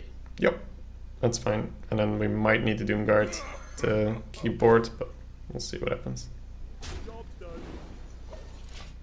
Yeah, the Aegis forced us into a weird play, and the fact we didn't have a 1-drop didn't help with that. Yeah. But I don't think we can blame ourselves. We kept Peddler and nothing else, so we could have landed either another 2-drop or a 1-drop, so it was fine.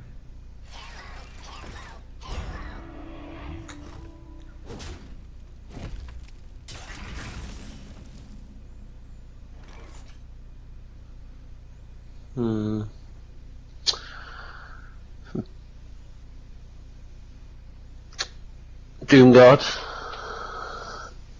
So I don't think there's a way to save our councilman unless we get something special. So We never push Barnes, we're hoping for a charge, aren't we? the high upside with Barnes is if you land a charge, you can kill it, but he still kills your councilman with his face. So I agree with Doomguard, and then 3/5 into the shield, Doomguard to kill it. No.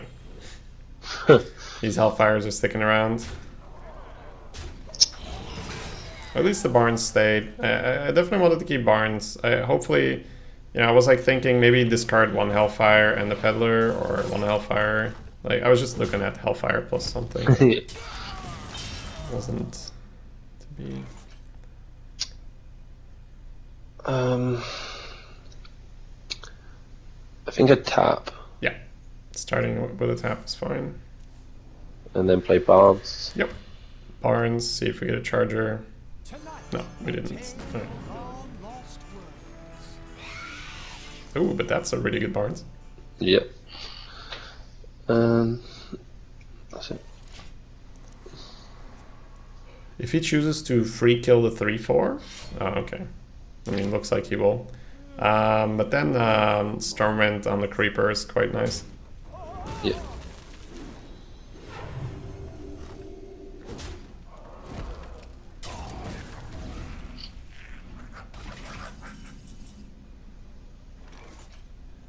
Nice. We have to ask ourselves if we could ever Hellfire here. I don't think so. If we Stormwind, he can kill the Stormwind. That's the point. He can use face in the 2/1s. But is that good enough?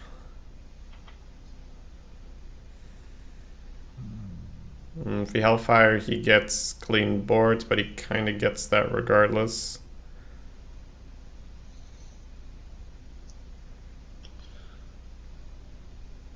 Yeah, I think Stormwind kill the 5/2 is correct, but it's something you need to, you pause for a little bit just to make sure.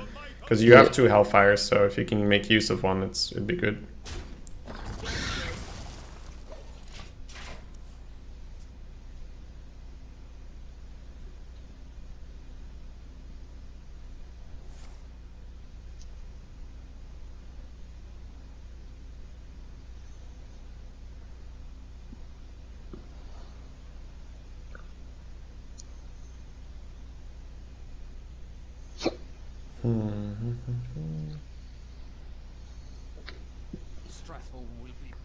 Alright, good that we used our Creeper already. Oh, baby. Nice Hellfire. Yeah, so he'll get 1 Divine Shield on... oh, he won't, because the Imp won't spawn anymore. That's good. Does that mean we still have to Hellfire or not?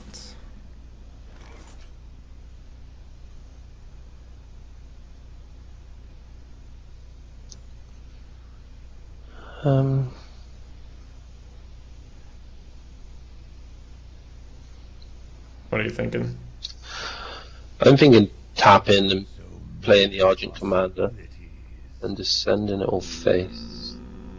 No, I feel like you either go face for 2, Hellfire play Gang Boss, or you Dark Bomb 1, Argent the other, go face for 2.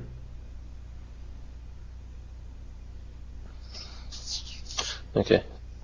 Which one do you prefer from those lines? I prefer the Argent, getting the extra damage on the board. I want to go face for 2 and then Hellfire and Gang Boss, just for the argument we made earlier, right? That we have 2 Hellfires, it's good to get 1 used here. Okay. It also means the Argent could potentially go face, the Dark Bomb could potentially go face, and then we're almost there already. Okay.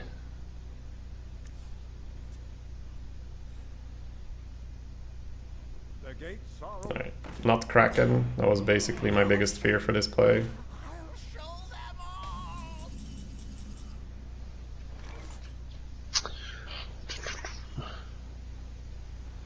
And do we Argent and Dark Bomb it? Or not? I think you start with Life Tap, I don't think we need Argent. Okay. I think it'd be a decent Hellfire again. No. Doomguard. Oh, do we Dark Bomb the Scientist? I like Doomguard. Hellfire actually. Hellfire puts his guy on 2, so the Imgang could potentially finish it off. Okay. See how we draw first. So let me see if he gets a secret. He does. Let's play Flame Imp, see if that does anything.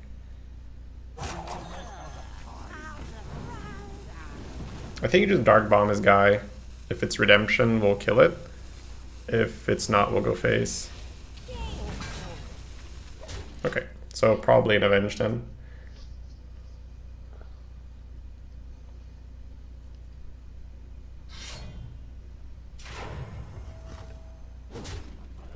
Alright. Looks like we got it. Reporting for duty. So yeah, the main thing that I'm getting right now from the coaching session is that you're sometimes not aggressive enough when the end is in sight. Like you're a little bit too lax when it comes to, oh, I guess we could life tap here, or I guess we just kill it with Doomguard.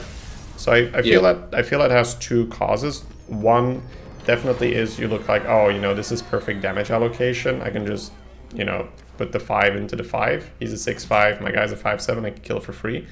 But what Hellfire does in that position is it kills the Scientist, it brings the Lord of the Arena down to 2, so even if it's Redemption or whatever, you still Dark Bomb, kill it with the 2/1.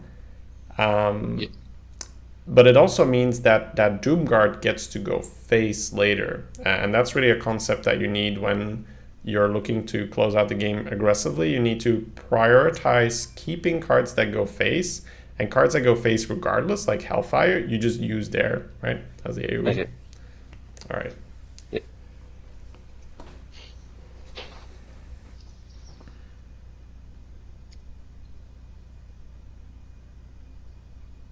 Yeah, the secret was most likely Avenge, guys. Most likely Avenge. Yeah, those Hellfires were looking a little scary at the start, but we had back-to-back really good Hellfire turns. That's pretty good for us. Victory or death. Your soul shall be mine. Keep both the imps. And throw the other two. So Flame Imp stays 100%. Blood Imp I'm not too sure. The main argument would be that it dies to Ravaging Ghoul, and it doesn't save your Flame Imp from War Axe.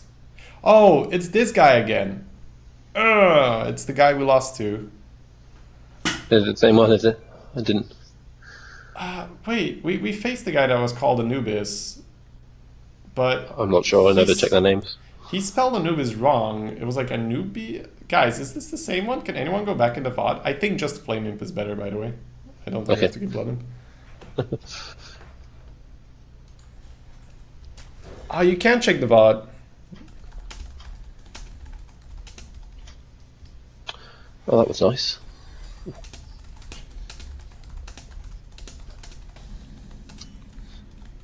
Flame Imp. Ooh. Yep, Flame Imp. Alright, anyways, Warrior is not our favorite matchup, just because they do so well with weapons killing our guys. Kill it, coin the councilman. Or trade. Let's coin the gang boss. I prefer to pave the way with the gang boss rather than just throwing out the councilman. Okay. I was just thinking with the peddler as well, we're likely to get 2 on the buff next turn anyway. Yeah, that's true. But at the same time, like, you might not be able to kill something. Yeah. And gang boss is just more annoying for him.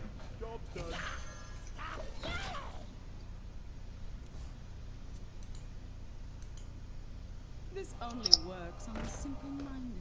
Oh, so we're playing Anubis instead of Anubius. Okay, interesting. Huh. So funny enough, the councilman would have been rather sick here. I guess Violet Illusionist is more common in Warrior. I think we peddler. No, I think here you councilman and go face for 2. Because next turn we can then do more things. Like he can't actually go into the gang boss right now because the 1/1 will kill him back. Oh, okay. Yeah, I didn't.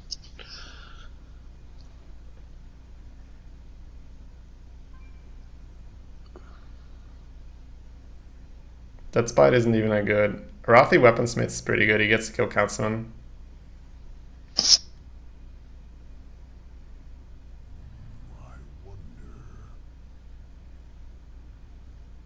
Your magic shall not save Face. You go face here. That's interesting.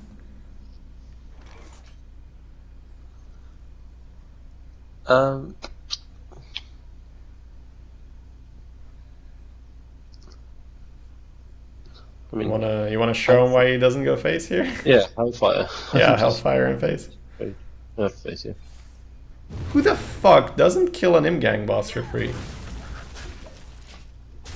That's so weird to me. It's like the super annoying 3-drop that you almost never get to cleanly one-shot. Like, oh, I'm gonna go face. You know, after careful evaluation, I think your 3-drop isn't good enough for me, sir. Just gonna go face. Alright.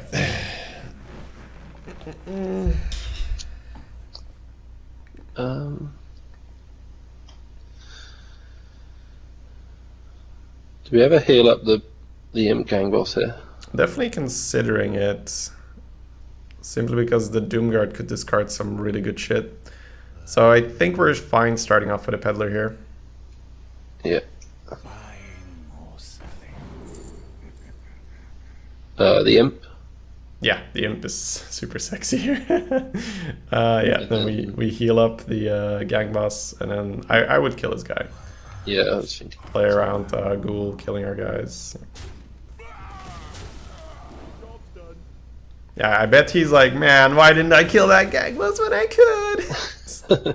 So much work. He's already doing so much work. He's so good. Oh, it's the Fool's Bane. Pew, pew, pew, pew, pew, pew. But he's taking a lot of damage, meaning we can go really aggro. Yeah. So you gonna go for the last one as well, or keep a charge?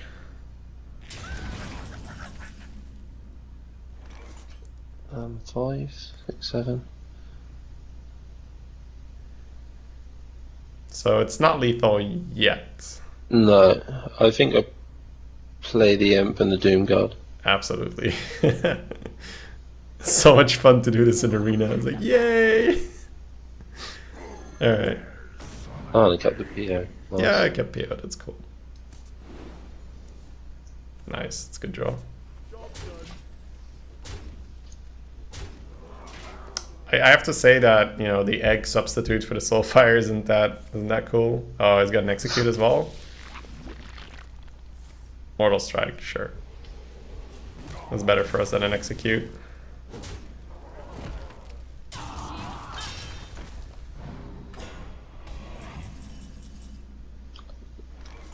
Stormwind. Yeah, Stormwind. Trade this guy. Push to face. I was looking at if we could set up Stormwind, because Barnes and Egg this turn and then Stormwind next turn be really sexy. But yeah. It's too slow.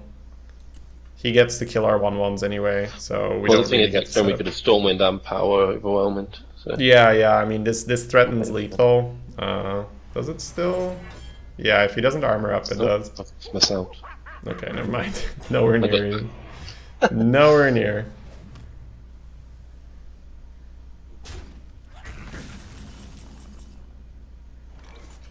Barnes. Yeah, Barnes on the left. See how we get. Tonight, a tale of terrible tragedy. Don't worry, lass. The cavalry's here. Oh my god. Yeah. That's not lethal, but it's pretty darn fun.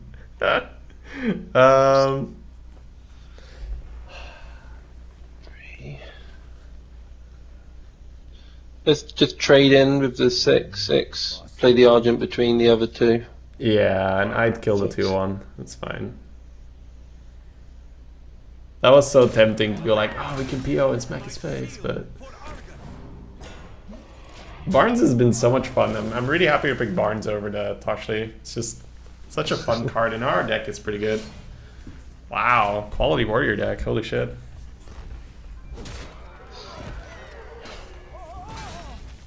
Alright, not enough? Nope, not enough. Yeah. Good game. Not enough, my friend, not enough.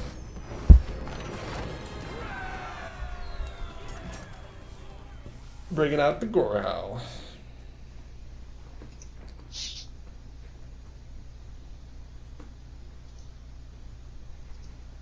Yeah, that was a really fun Malcazar's Imp turn. But Yeah. I mean, he had a great Fool's Bane as well, and it just wasn't enough.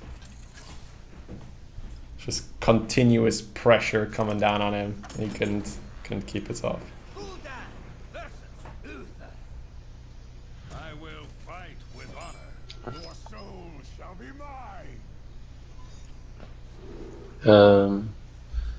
Just throw Barnes. Yeah, yeah. If it wasn't Paladin, maybe we'd keep it, but True Silver kills Barnes, so it's not good enough here. Alright, well, Hellfires have been pretty good against the last Paladin. Yeah.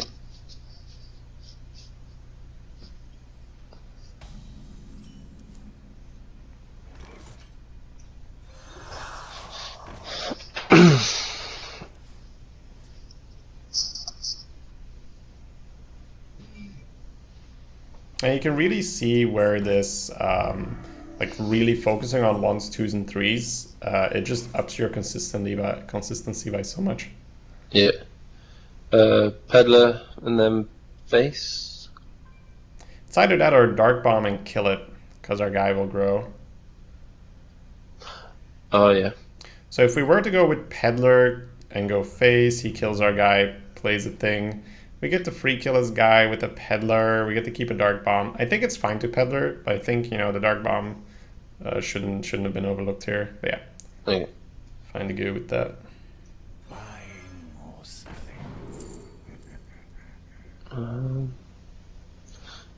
I think the Blood Imp.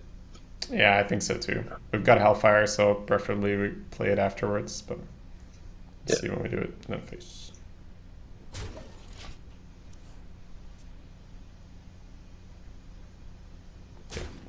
Takes the good trades. He makes a dude, because then the dude can kill back on the Peddler, sure.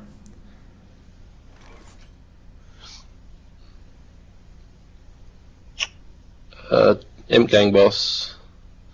Do you ever go face? I assume he's going to double trade. Well, I'd play the Imgang boss on the left and I'd kill the recruit, because otherwise he can go Seal of Champions and kill your Imgang boss in one go, and then it's, you know, it's pretty nasty. Whereas if he does that now, the 1/1 is still on the board, and the 1/1 can go back into the 4/1.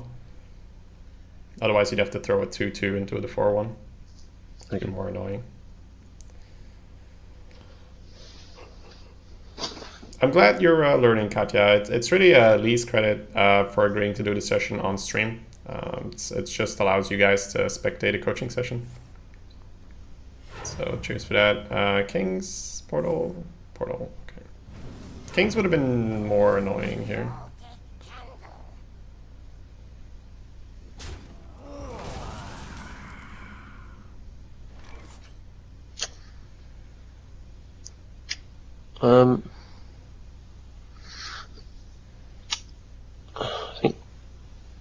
Double Imp. I know you didn't like it last time, right? And then It's not that. It's the fact that we have a Dread Infernal in hand as well, so I don't see these imps sticking around for very long. So I would actually tap here. I don't really like the double Blood Imp this turn. And so we're definitely trading into the 2 and 2.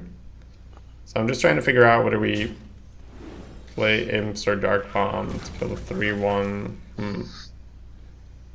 So next turn we're going to have 5 mana. 5 mana, if we Dark Bomb here, we're still going to end up playing Blood Imps, aren't we? Yeah. Yeah, I just play the Blood Imps then, it's fine. If he consecrates us, he consecrates us. Let's hope the one of the Blood Imp at least buffs the Imp Gang boss. Alright, in terms of positioning, I hadn't told you this, but you want to keep the Blood Imps, they're doing it again, no! you want to keep the Blood Imps towards the edge, because you don't want to Argus them, so just put them both on the far right or on the far left. Oh, okay. Alright, so consecrating, he wants a full clear, or he just kills the 2 damage minion. Face the airs of magic. Wow, so underwhelming. Tap. Yep, tap.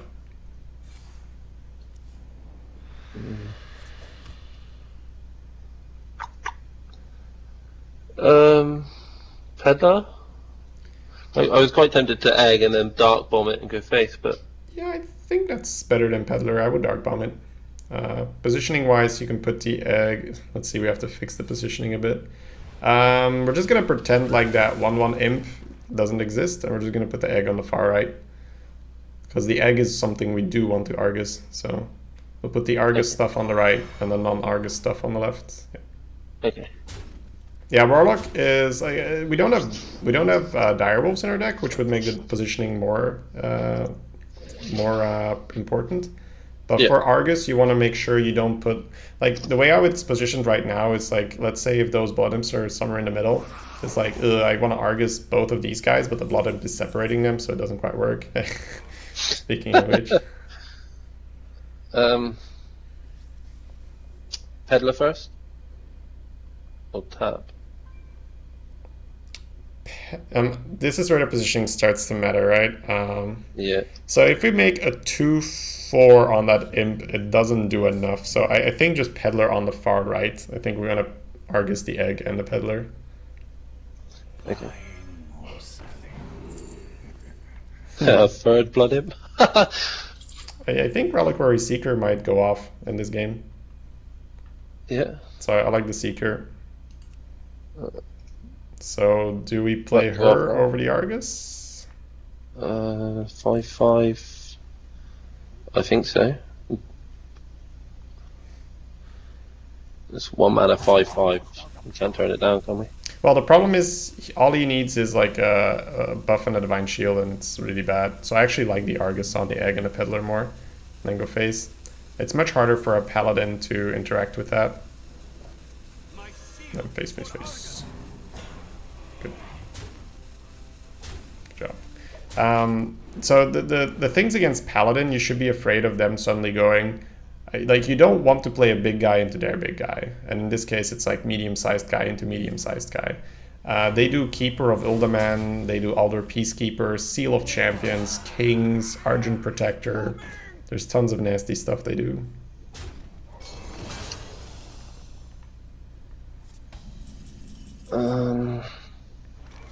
Stormwind. Got to kill Yeah. the Doomsayer, don't we? Definitely Stormwind, yeah. On the left? Yeah, far left will do. Behold the might of 3, 4. Stormwind. 1, 2, 3, 4, 5. I think we just Awesome. keep our imps stealth and use all the non-stealth to kill the Doomsayer. Okay.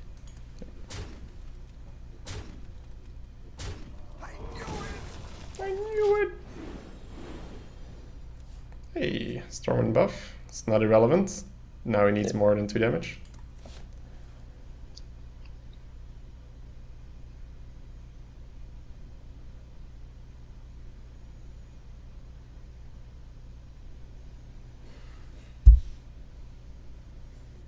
Follow the There it is. Why would you... Why would you waste the Peacekeeper? Odd. Very strange. I've learned not to ask too many questions. 3, 4, 5. That was a mistake. No shit, Sherlock. Imp Gang, Heckler, Seeker, trade in the 1/1s. Yeah, so Heckler and Seeker to get it procced. You smell like a leopardo. And then trade off the 1/1s and then Gang Boss to face. Yeah, positioning not too relevant. Our Argus is dead, so, well, on the board. But Yeah. it was a Tempo Alder. Yeah, but why would you put it on 1 health then, right? Even if it's a Tempo Alder, and why would you not target the Argus? You can't justify that play in Joy Gengars. You really can't. Like, he equalities, he trades into the Stormwind, and then you Alder the Argus if you truly want to Alder that turn. 2, 8, 10, 12, 16. Not quite there. We're 2 off, because PO and Hellfire is Yeah. 19. I'm fine using the hero power, seeing if we can find 2. We probably can't this way.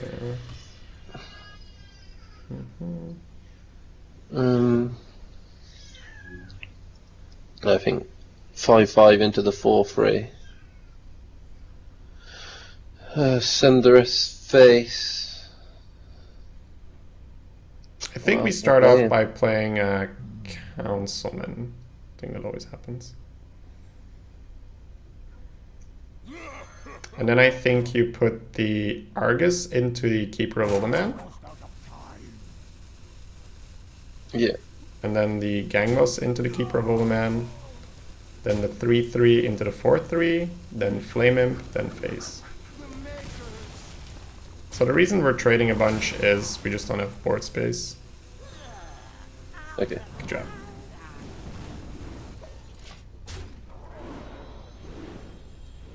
Hey. The imps are buffing each other away from the one health. Da, da, da, da, da, da.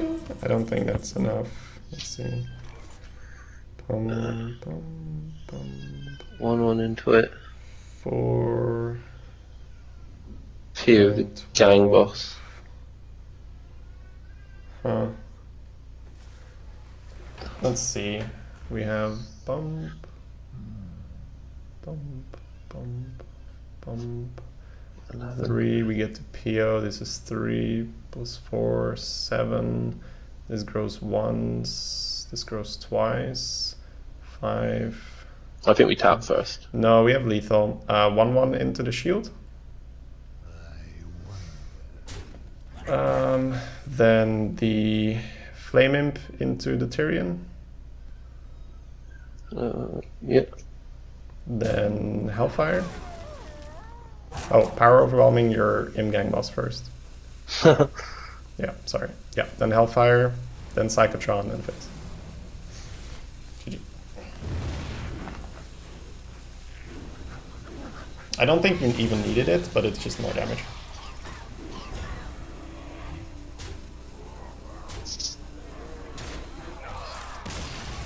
Very good.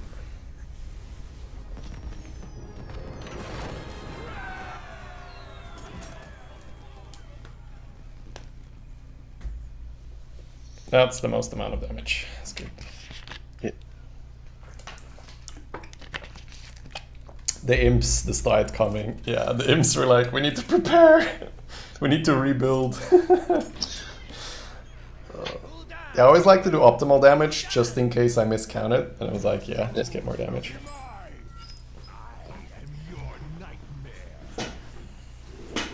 I think I throw it all.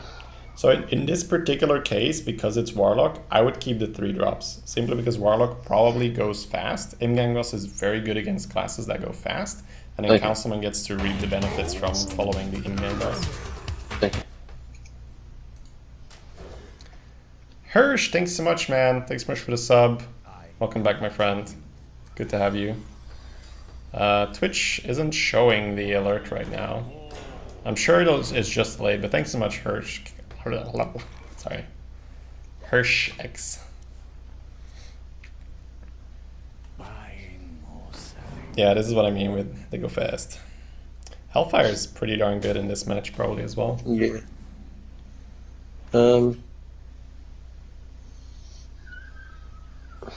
Coining the gang boss is Might still be fun. really greedy, but I'm be tempted to to pass and then coin Oh, Hellfire. no, that'll get us in trouble. That means that when we get to Hellfire, he probably has a tank or a gang boss surviving it, and then we're... Okay. But it's a decent line of thinking, but it's not the game we play here. If we coin the gang boss, we'll be fine. So. Okay.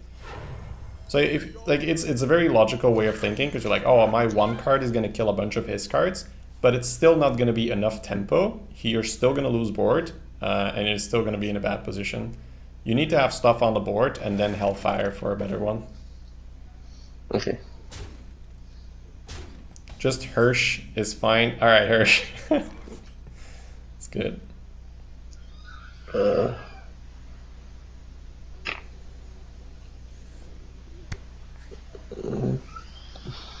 We could just do as we Play the planned, right? councilman.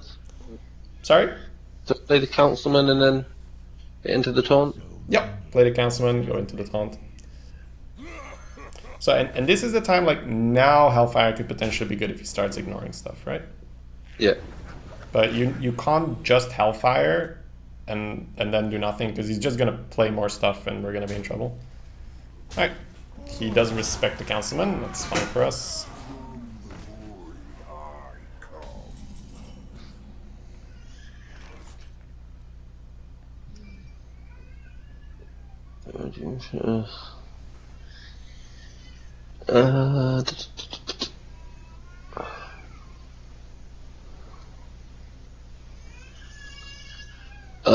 Again, I think I'll play the councilman again, and the villager.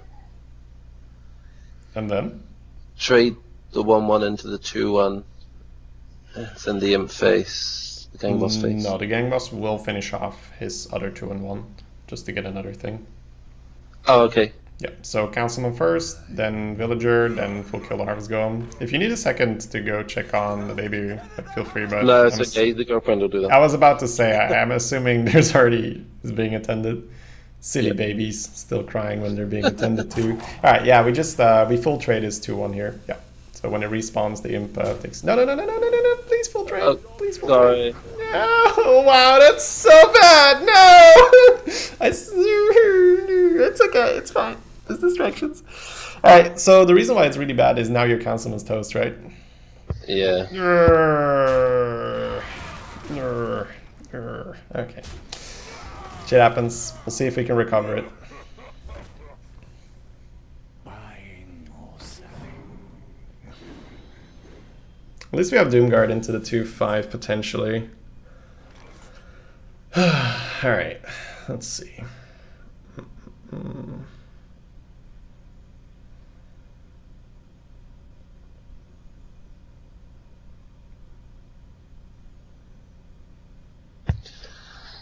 So many possibilities.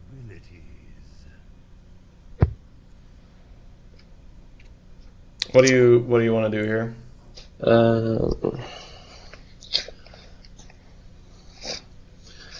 I'm thinking Doomguard into the councilman. Yeah, we can start with that. Doomguard into the councilman.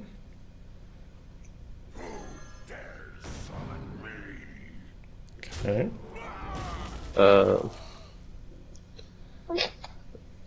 Our villager into the void cooler.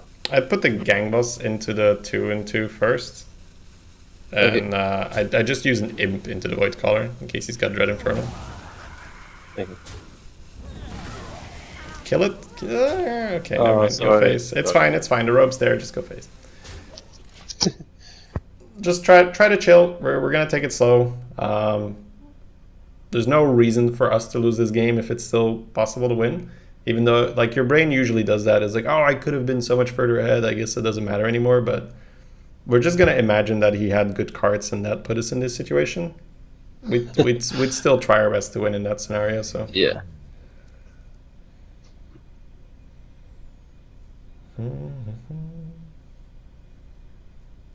Okay, so Dread Infernal anyway. Okay, so it wouldn't have mattered. Your play just now just net us extra face. It's all good.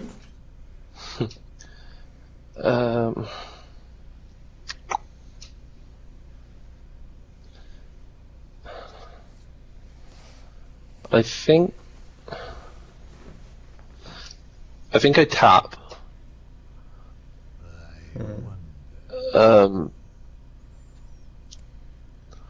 I don't feel like we're ever playing the commander. It's not terrible to commander and just shove 9 phase. It's either that or play the lottery on the Recombob on the Doomguard. I want to Recombob the commander next turn, so I would just commander his phase and Doomguard his phase. Just push the 9. Okay. If we can put him in a scenario where he needs to start trading and we can chip phase, in the mirror especially, that's very good.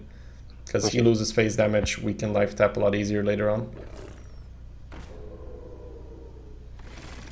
Looks like he's got Soulfire and he's gonna go face. Yep. That's actually not too bad. We have a decent reaction to that.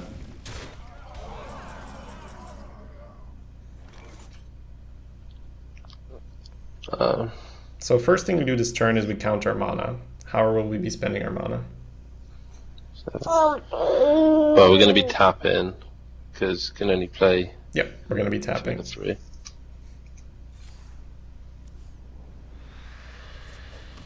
Okay.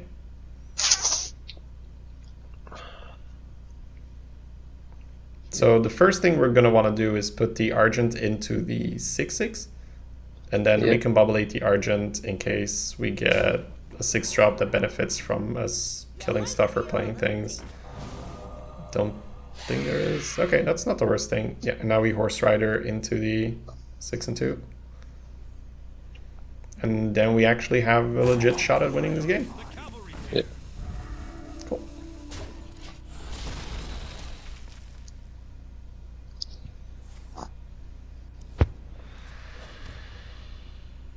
But Coda Rider from the Recombob? Okay.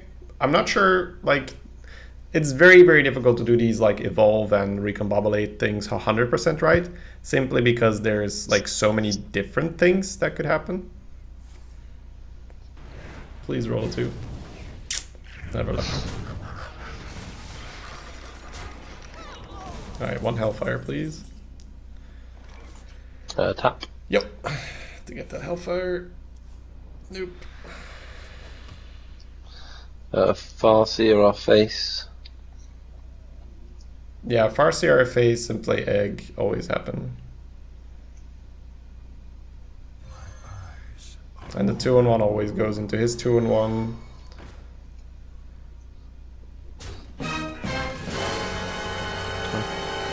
Yeah, I think we have to play Flame Imp. Kind of sucks. Yeah. Roaring Clegs, thanks so much for the 3 months in a row. Appreciate that, my friend. Thanks so much.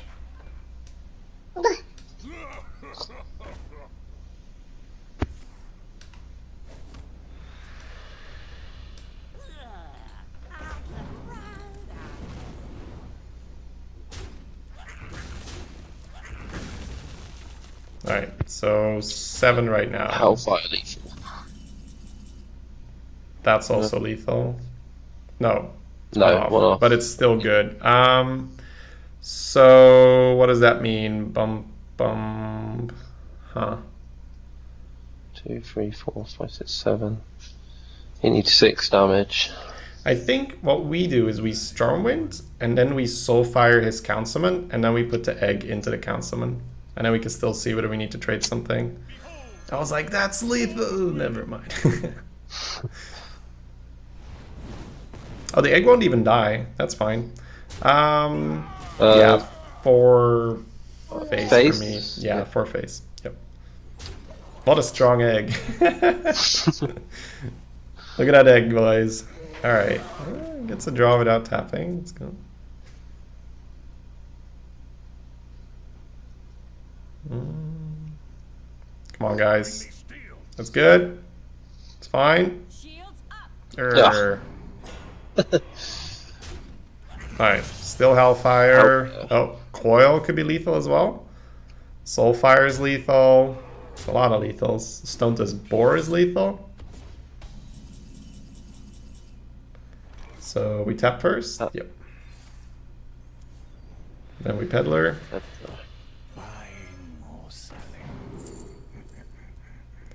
We need to pick the Footman, I think, otherwise we're dead. Let's see if we go bump. Yeah, we need to pick Goldshire Footman, otherwise we're dead. Then we play everything but the Flame Imp. Yeah. Ready for action. Then, how do we trade? I think put the 4/4 in. 4/4 into the 3/2. 6/6 into the 1/1. I think if Stormwind lives, we win anyway, so Stormwind into the 1/1 is fine. Then 4/4 into the 3/2. That was a very risky tap. I feel like if we didn't kill him now or we found something good, we'd be in trouble anyway. But yeah, we passed. There's so many cards that would win it, right? There's another Doomguard in our deck. There's an Argus in our deck. There's a Hellfire in our deck. There's a Dark Bomb, I believe, still in our deck. There were a lot of outs, so I think the tap was justified. He still loses. Yeah, I think so. Yeah, we have got him. Ooh, man, rough game. Whew.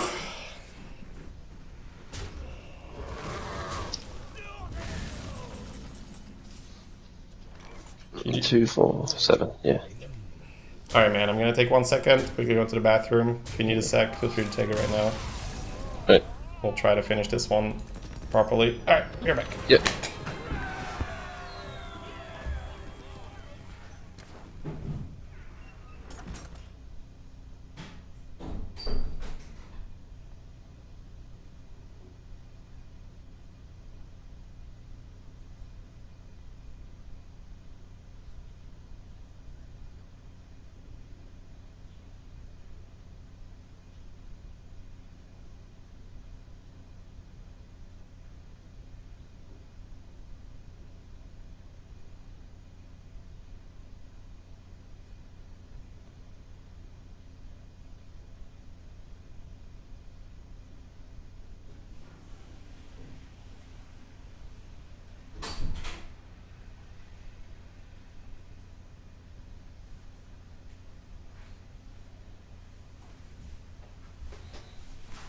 Alright, I'm here, guys. The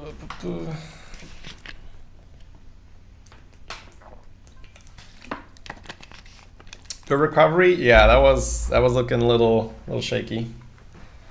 Clutch footman, oh yeah. Yeah, I think you can definitely debate about the tap being right. It was definitely too fast, right? Should have paused and counted. Like the moment we tapped, I was like, fuck, we're probably dead now because of this tap. But footman to the rescue. But I mean, there were a ton of things that would have won the game for us on the spot. And not tapping means that he probably just wins. Like, cause, like, I don't know. There's a lot of things he can draw into then to kill us. You love this deck? Yeah, it's a lot of fun. It's really a lot of fun. I'm back. Hey, welcome back, man. Good to go? Good. Okay.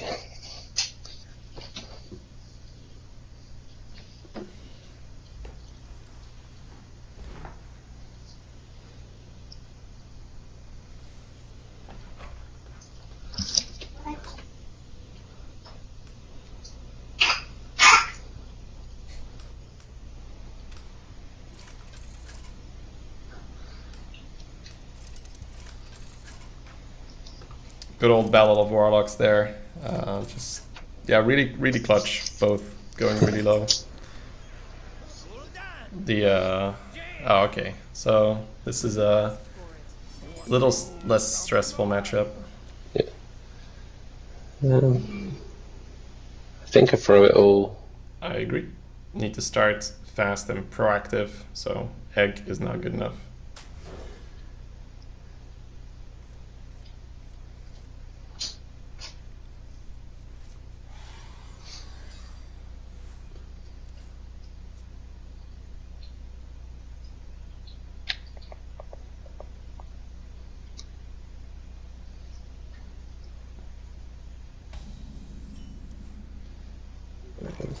Just the imp.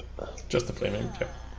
Yeah, we want to start out aggressive here. If he needs to frostbolt this, that's totally fine. Summoning portal open. Sure.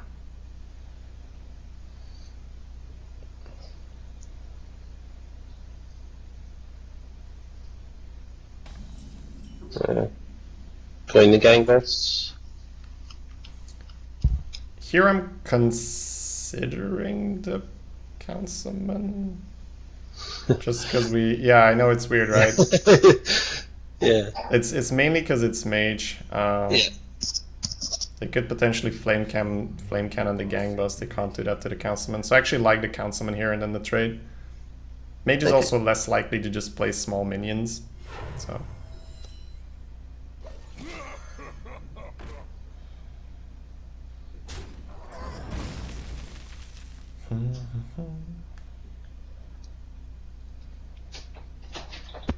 That's right, that's a 5 health minion, my friend.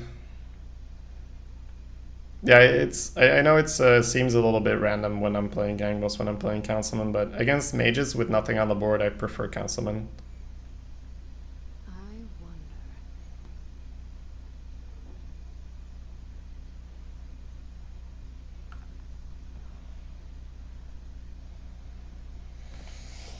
wonder. Well, we've got her thinking, that's good. It's not an easy play. What What to do? Well, could just have a 3/3 and is really scared about us having 2 minions to play. Time runs out on me. My work is paramount. Leave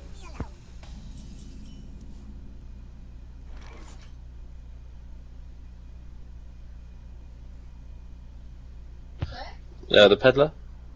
Oh, There's Gangball. options, right? We've got two. I feel like we can do 2 things here. We either Soulfire to get rid of it, so he doesn't kill our guy, or we play the Gang Boss to prepare the trade. I think the Gang Boss on the left-hand side is better, and then just push Yeah. 2-phase. Job's done. Yep. That's good. So I'm assuming that he will preemptively trade the 2/4 into our Councilman here, just to get some damage in. Yep. Oh. No, that's wrong. I'll take it. Wow, that is so wrong. Holy shit, is he about to get punished? Soulfire, the 3/6. Hit it with a gang boss. Villager. First we Peddler. Yeah. We don't want our Peddler to get soul fired. No, we can still talk. Oh. The PO.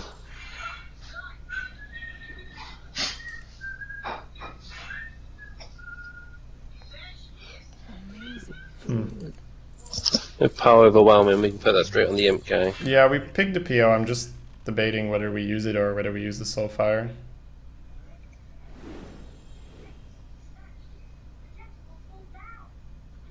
So we don't get a 2-1 frozen, but we also don't discard a card. I think it's fine to play the Villager and then just Soulfire the Water Elemental, trade the Gang Boss into the Water Elemental, free kill the 2/5. I think that keeping a 2-1 is better Okay. than POing here.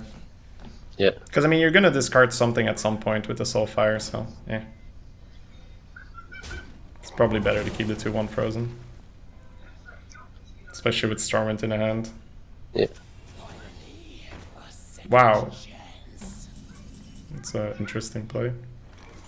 Heckler. Trade the 2/2 face. Heckler Trade the 2/1. Heckler on the left for sure. I'm just trying to figure out whether we do this. So what does this mean? No, if he had Blizzard, he'd ping this anyway. Yeah, trade the 1/1s and then push 2. Pretty weird decision by him.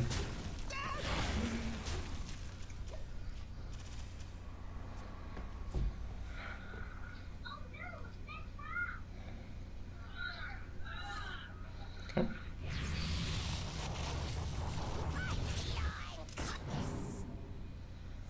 It's not too bad.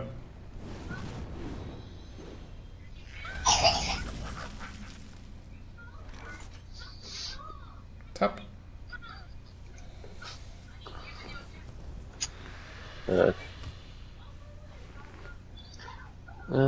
Councilman. Councilman on the far right for sure. Yep. Yeah. Gonna ping it anyway.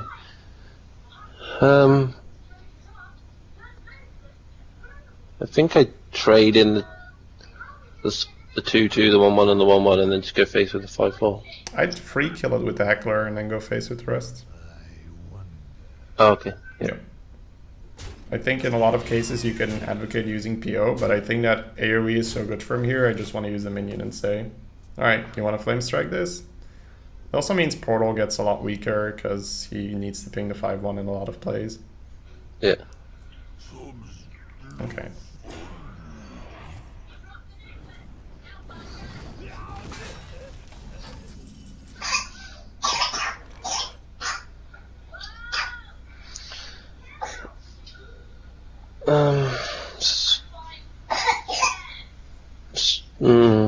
Which one's 1/2? I think I PO one of the 1/1s to kill it.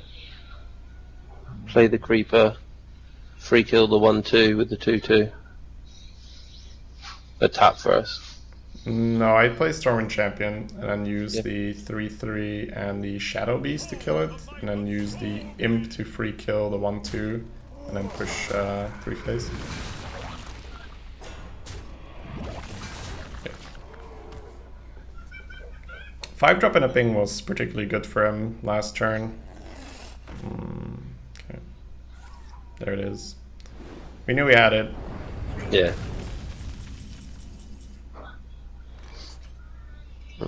Bounce. I think we tap. Start with that.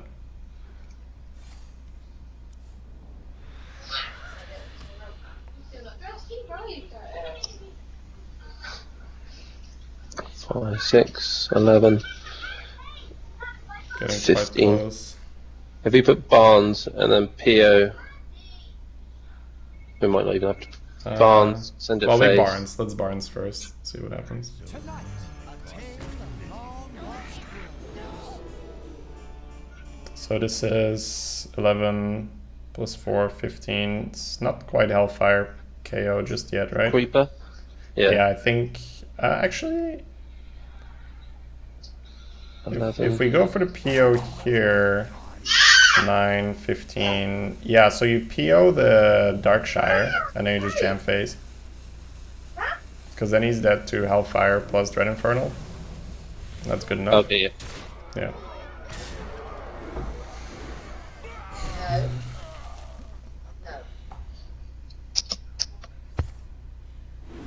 Yep.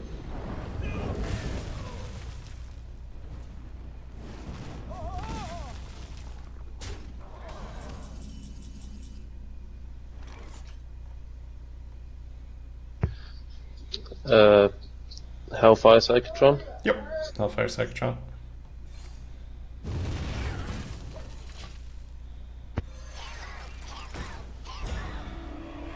Hellfire Present Inferno not working at 9 mana. That's irrelevant, Remedike. You just want to make sure you can kill her from your hand. Dead or alive.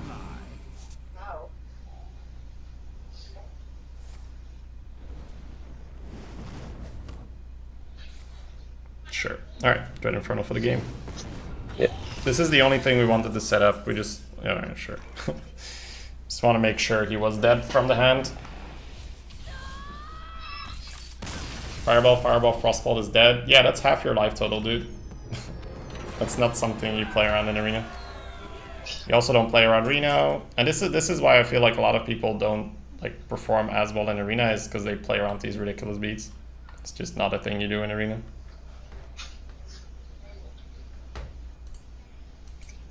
Alright, well guys. We seem to be on a roll. Let's dig a hole. Let's go. Your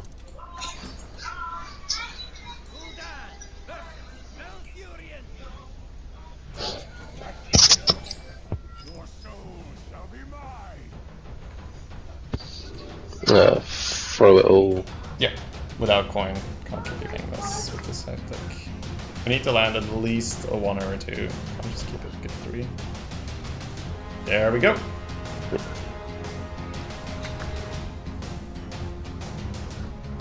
Go get him, Flamin. On a roll to dig a hole, yes.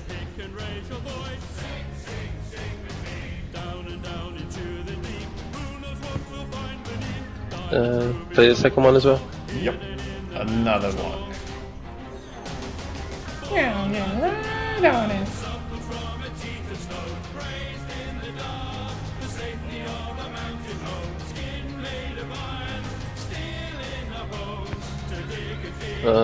Ooh. Play the Argent, trade one of them face. Yep. It's better to get the Argent down because we can potentially Argus next turn, so Divine Shield and buffs do pretty well.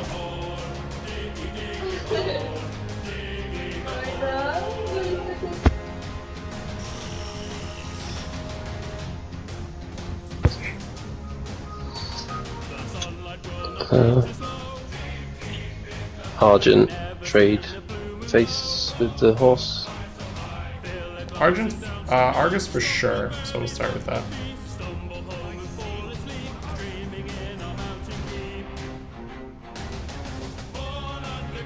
So what's the punish? He swipes the 4-3, he trades our guy. I'm heavily debating going for face here. So the shield goes face no matter what. Yep. I think we have to trade because swipe puts him in too decent of a position. But yeah. Definitely worth considering going for the face there.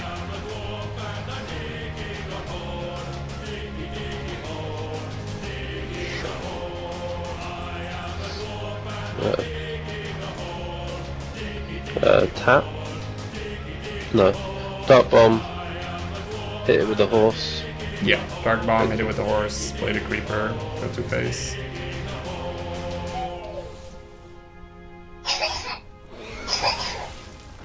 So far it's a little too risky here, because we might want to, you know, we might discard Argent and then our turn 6 is really ugh. Yeah. So this is better.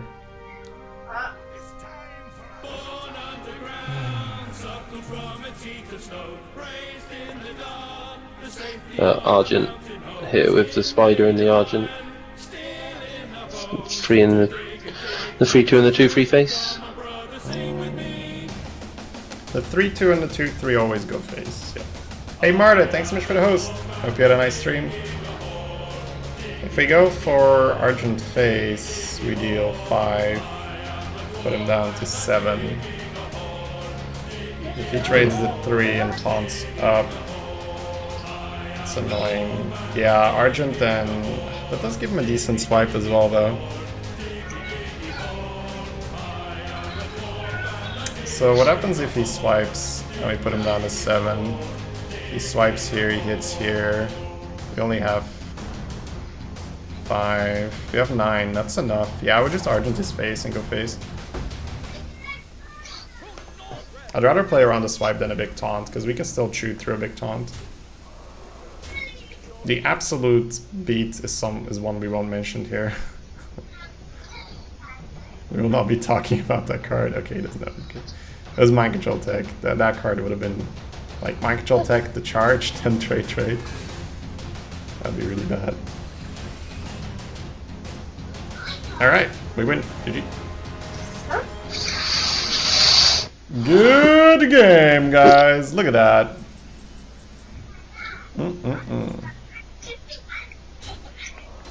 Pew.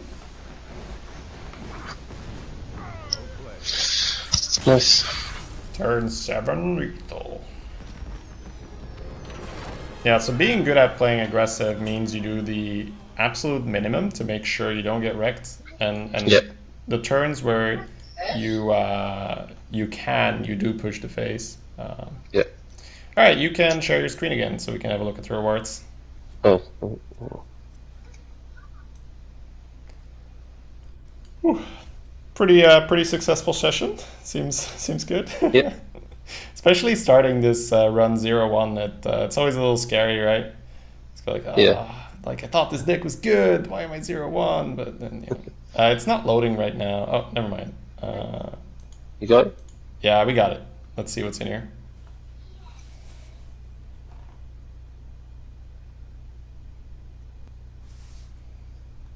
Meh.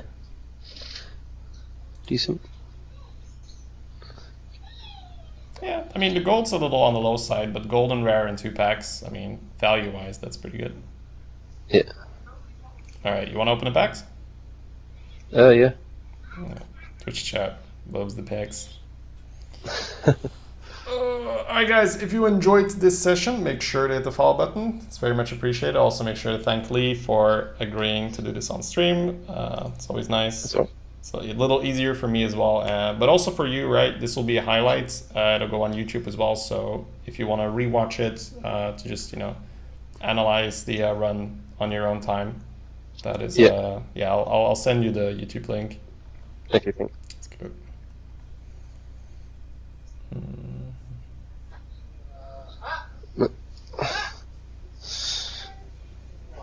Why aren't you playing on your account for stats? I thought it was too frustrating with TeamViewer. I wasn't having enough fun because it was going too slow.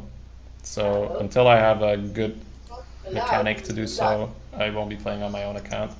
All right, well, Lee, I'll let you be, man. Thanks so much for coming on. Have a great rest of your day, my friend. Cheers, Annie. Thank you. My pleasure, dude. See you. All right, there we go, guys.